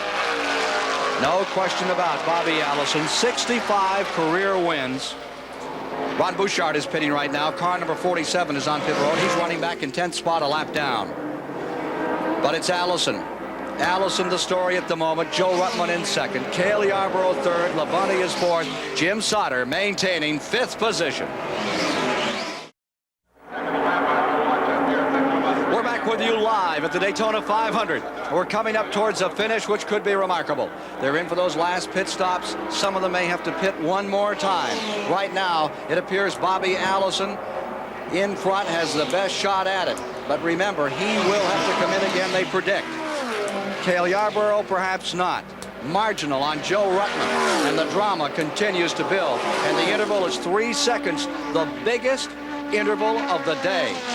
Right now, Joe Ruttman trying to move up. Look at him fighting that car, still trying to stay in this thing and pull it out. He's running second. And what a story Ruttman is. His brother Troy Ruttman won Indy. Joe Ruttman never drove till he was in the 30s as a racer. He backed his nephew, Troy Ruttman Jr., until Troy Jr. was killed in a super-modified race at Pocono, Pennsylvania. And at that point, Joe Ruttman decided he would try it for himself. And Joe Ruttman right now is having the greatest day of his racing career. Let's go to Ned Jarrett. And let's do an update on those that have been taken to the hospital. Of course, the first one was Ty Scott. He has been removed to a local hospital for further check, but he was conscious. He did have a concussion, but no other broken bones, according to a member of his family. Of course, Neil Bonnet, we talked to, he was in the hospital, checked over and released. Richard Petty has been released, but he's going for x-rays a little later today. He does have a foot injury, but other than that, everything's okay. Benny Parsons, who was also involved in the Bonnet Petty wreck, walked to the hospital, had him to check him over. He said, I'm just hurting all over, and I expect after a lick of that sort that that's not too unusual. But Benny walked out, and he is okay and on his way to North Carolina now. A.J. Foyt, we said had engine problems. Our men here in the pits have corrected us on that. They say that he had some tire problems, but nothing major. He just parked it, and he was mad, and he left the racetrack. But a fellow who's still in there and going strong is Bobby Allison, and Larry Newberry's in his pit right now. Well, this is Gary Brewer, the crew chief on Bobby Allison's race car. You stopped at lap 160. Most people up and down pit road don't think you can go 100 miles, can you? Oh, yeah, we can go 100 miles. I'm really not too worried about that. I'm worried about everything else, though. So you have made your last stop that's going to be required because of fuel. You can go the rest of the way. That's right, Larry. We can go the rest of the way on fuel. If everything else stays together, we're looking pretty good. You mentioned you were worried about other things. What else? About every nut and bolt on that race car.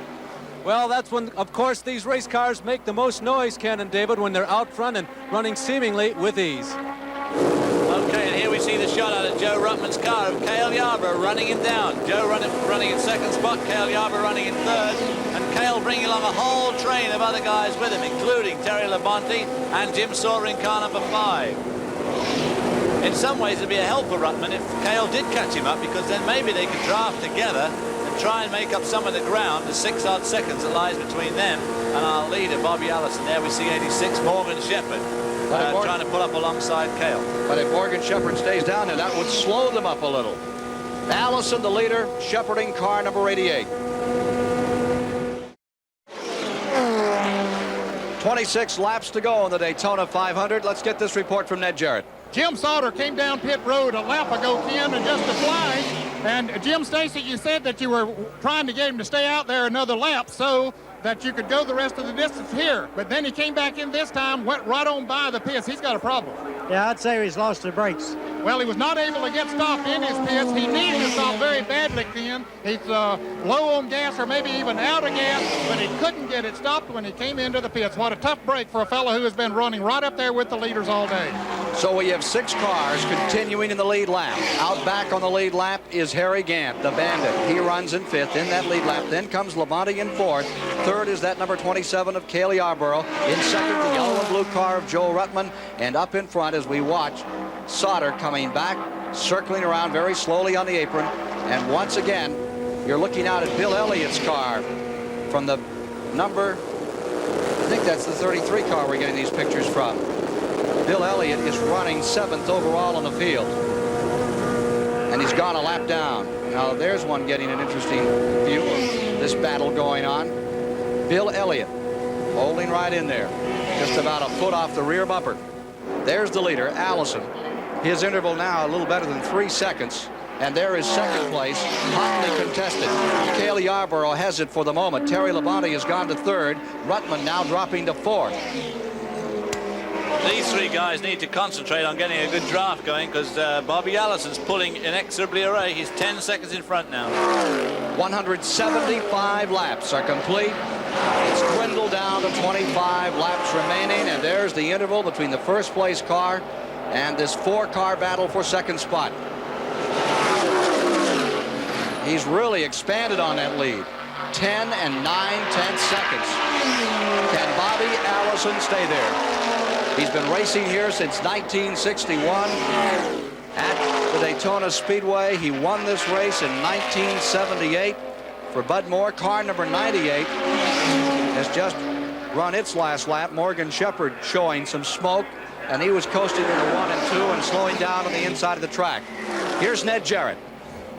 Well, Jim Sauter is trying to get back into the pits now, Ken. The crew has gone out to try to slow that car down. They'll get him stopped, but boy, this has really cost him a lot of time. But can you imagine? They're going to change tires on the car, and they're going to fill it up with gasoline, and I guess they'll send me back out there. But can you imagine going out there and running at 190 miles an hour without brakes? Robert Harrington now is looking under the hood to see if he can see what the problem is with the brakes. Well, it is legal that he can go under the hood on pit road and look and see what the problem is. He thinks that maybe a brake line is broken, and I think he has found it here on that left side. But making a repair quick enough to get him back out to be in any kind of contention, well, I don't know if they can do that or not. Of course, they continue to change the tires, and now he's going up to the master cylinder, and what he'd like to do is cut the brakes completely off of that left front wheel, where apparently it's shooting out the fluid from the master cylinder. So I'm afraid that he's going to be in the pits here for a while, but they're going to get him back as quickly as they can. They have some brake fluid there now that they're about to pour in it. They've closed that line off. It's amazing at how quickly they can do a lot of things. If you go into a garage, it might take at least a half a day to do this, but now they have that thing almost repaired. And you know, Ken, he's not going to know whether he's got brakes or not till he needs to slow down, and it might be too late then. That's one way of looking at it, I suppose. Here's Bobby Allison. Bobby Allison's car running incredibly strongly at this stage. Jim Sauter falters after a great start here today. CBS Sports live coverage of the Daytona 500 will continue after this word from your local station. Bobby Allison still in front. 19 cars are now on the track. 23 have retired. Back in 1966, 17 cars finished out of a field of 50. That was in 66, and in 76, we had 44 cars running out to start in 17 finish. There's your 2nd place car, Cale Yarborough. Bobby Allison in first. Let's go to Ned Jarrett. Ken, we're still in Jim Sauter's pits. We talked to Robert Harrington, the crew chief, on it, and he says that he will have rear brakes. They shut off the front brakes completely, that the pad had come off of one of the left front there, and that's what caused them to lose brakes altogether. But they have a system on it to where they can shut off either the front or the rear, and so they have shut off the front brake. So he does have rear. That'll slow him down at least. Won't stop him quite as quick, though. Report now is that 18 cars are still on the track. We have completed 181 laps here in the Daytona 500. There are just 19 remaining.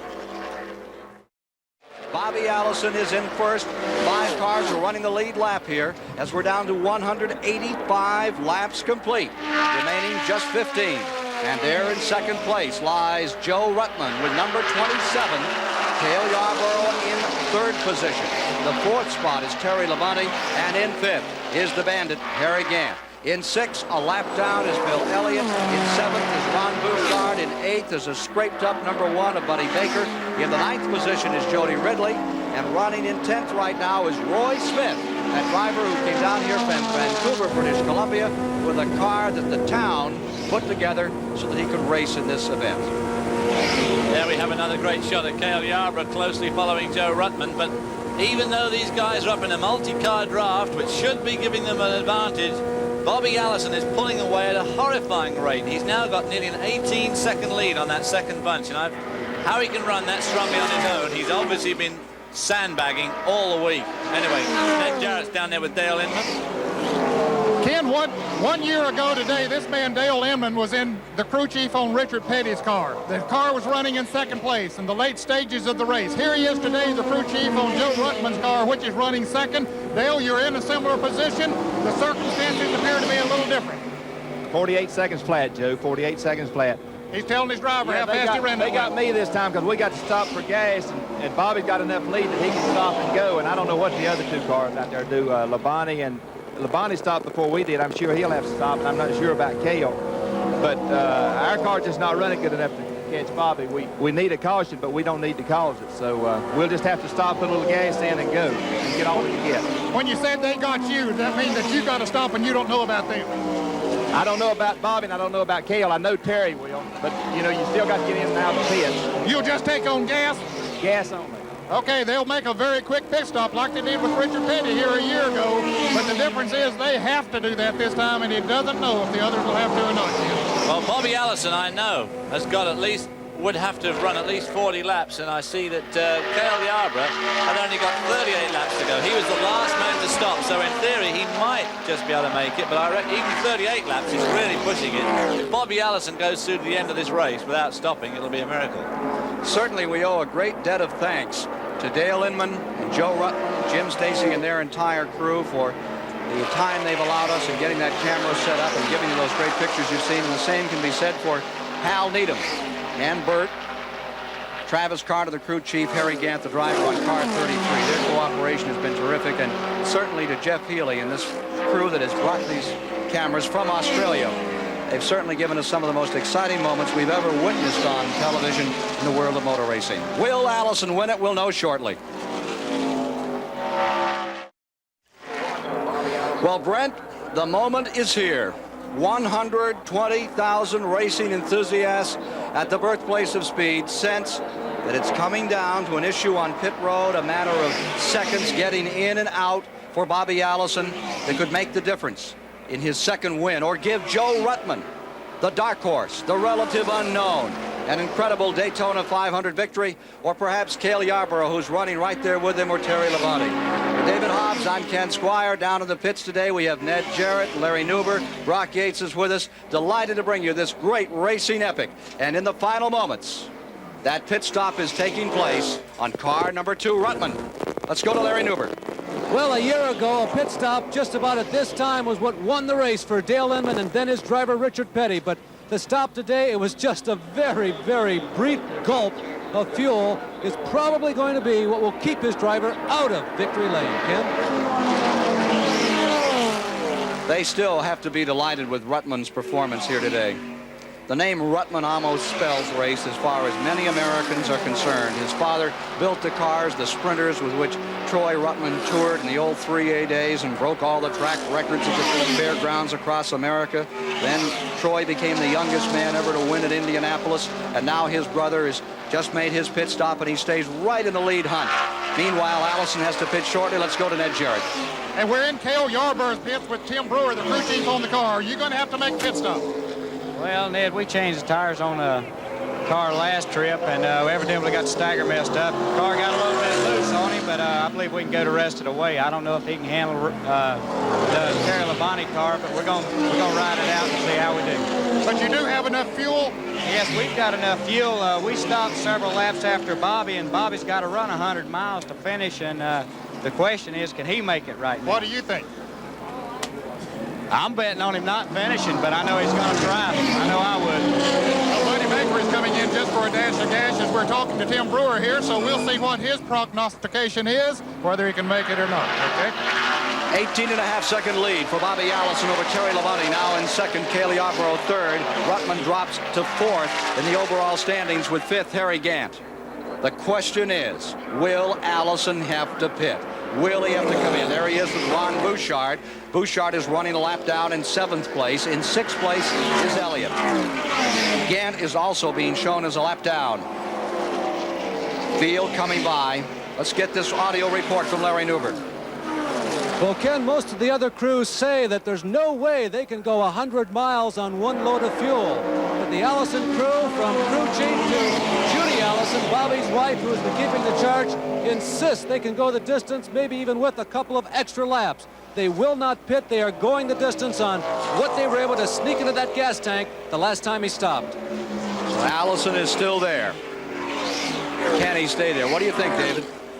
Well, obviously one has to go with the prior knowledge of these other crew chiefs. Gosh, Ron Bouchard really got all crossed up there.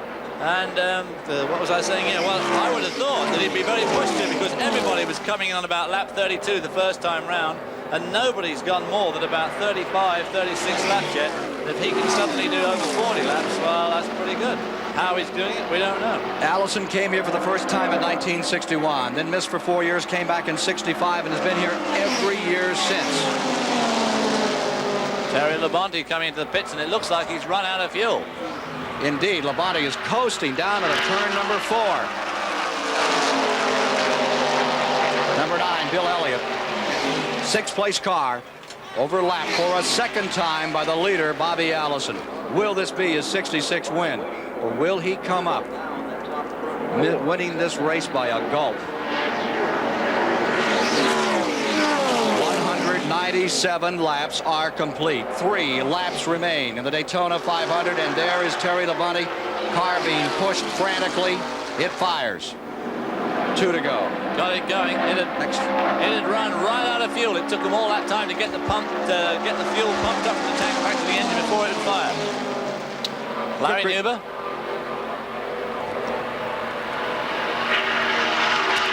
Harry Gant is on pit road.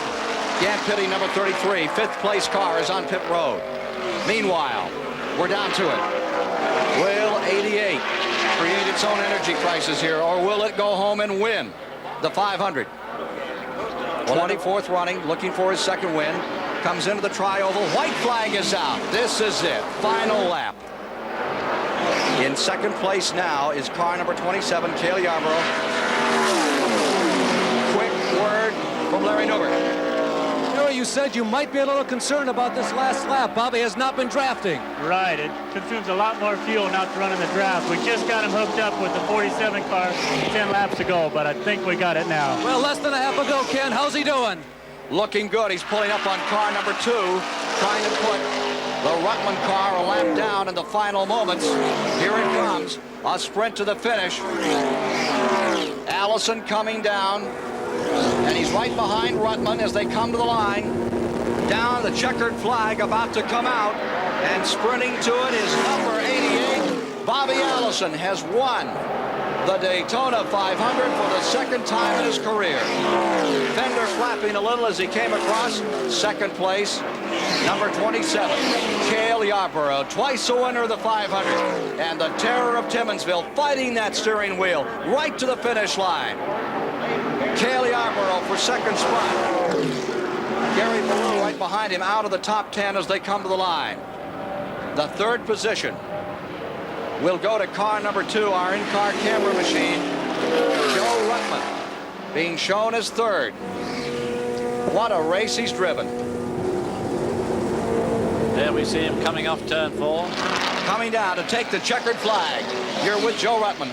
Now you're back with number 88, Bobby Allison, as he circulates around the track and takes a deep breath.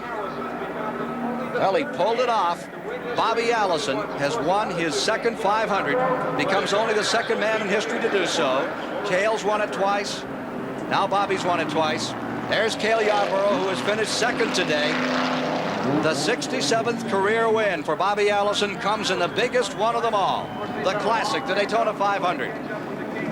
The other teams applauding as he rolls down pit road and shortly moves to victory lane where Ned Jarrett will be standing by. And here is Joe Ruttman on his cool-off lap.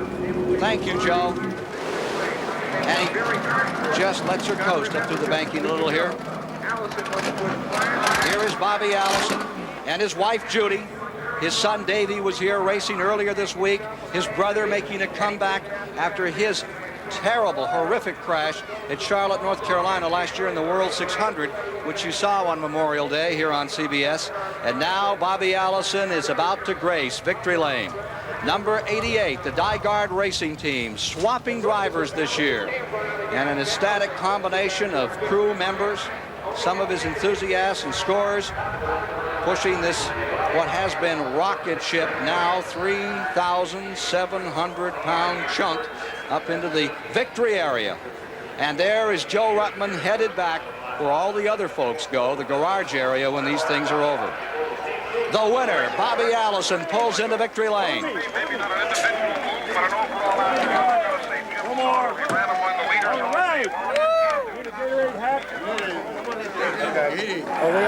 I know you feel all right. How does he get something to drink before they've even got him out of the car? I don't understand that. Well, they gave it to him in pit lane. On your way, Bill. But, well, he had a very much blessed race, did Bobby Allison, today. A word from Ned Jarrett. Well, Bobby Allison, as you can see, has a big smile on his face here as he unbuckles his safety helmet and the other safety paraphernalia, of course, that is mandatory in NASCAR racing. He's had a good couple of weeks here at Daytona. Of course, he won the Clash a week ago today and looked like was going to win the 125-mile qualifier on Thursday and got passed right at the line by Cale Yarborough, and Terry Labonte, I believe, was right in that thick of that too. But anyway, he wound up in third place and figured that he was such a contender in everything that went on here. He's in a brand new ride, the first time that he's driven this Jim Gardner Dygard on number 88. Now he comes out of the car and waves to the crowd and gets a great reception. He was the most popular driver in 1981, an award that is voted on by his peers. Bobby, congratulations. Thank you, Ned. I have to say the old Gatorade Dygard bunch really did it for me today. The car ran good, it handled good, they had great pit stops. I'm just tickled. Well, I can see that and see why. Now, you lost that bumper early in the race. What effect did it have on the car? Well, it made the car looser, and I was real worried for a while, but Gary adjusted on the car some for me, and or had the boys adjust on it, and they got it better and better as the day went on. So finally, it went pretty good except in the tri-oval. It really was wormy in the tri-oval, and before we lost the bumper, it was not. Quite a contrast from a year ago today. Yeah, it really is. You know, there was all sad faces last year, all glad ones this year. Bobby, were you out of gas there at the end or close to out? Yeah, it quit on pit road, and that's why they had to push it in. Well, boy, I'll tell you, you'll have an extra pair to say tonight. Well, his wife Judy is here with him, and a lot of jubilation in victory lane, Bobby. Right, Ned, and I want to say I love Ronald Reagan. All right, now back to Ken. Bobby Allison, the winner of the 1982 Daytona 500, and we'll be back with more in just a moment. Bobby Allison, congratulations. At an average speed of 153.991 miles per hour, Bobby Allison has recorded his second victory in the great American race, the Daytona 500. And for a closing thought about what we've seen here today, let's go to Brock Yates. Thank you, Ken. Actually, two thoughts. One, they say in this sport that there's no place except first place. There is no second place. But today, there was clearly a second place. Cale Yarborough's effort was incredible. 190-mile-an-hour spin off turn 2, recovered. We have to know that that chassis was messed up in that ride across the grass, and yet he manhandled that automobile all afternoon. He's a terribly plucky man, but a very skillful man. And in this case, not to take anything away from Allison, surely the master driver of the day has to be Cale Yarborough's. The other thought is that we had some bad crashes here, and yet these automobiles, great old iron horses that they are, brought everybody through safely. A lot of people say that they're kind of crude. They don't have all those wonderful aerodynamic devices and titanium and space-age fabrication techniques that Formula cars have.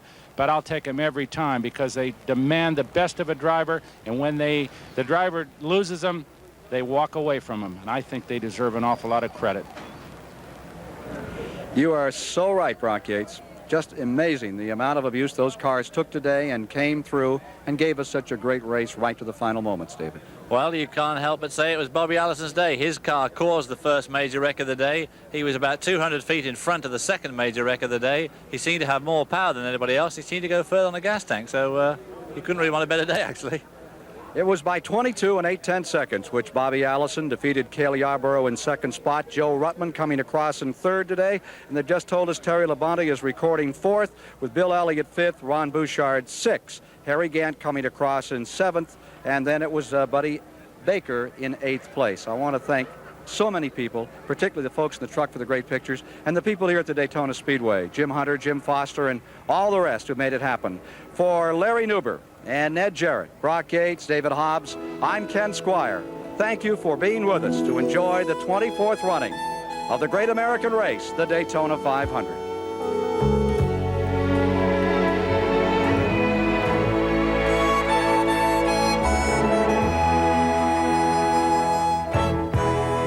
Yamaha, motorcycles designed to be as different as the people who ride them. Goodyear Eagle high-performance radials, the Racing Eagles Goodyear tamed for the street. And by U.S. Armed Forces, it's a great place to start.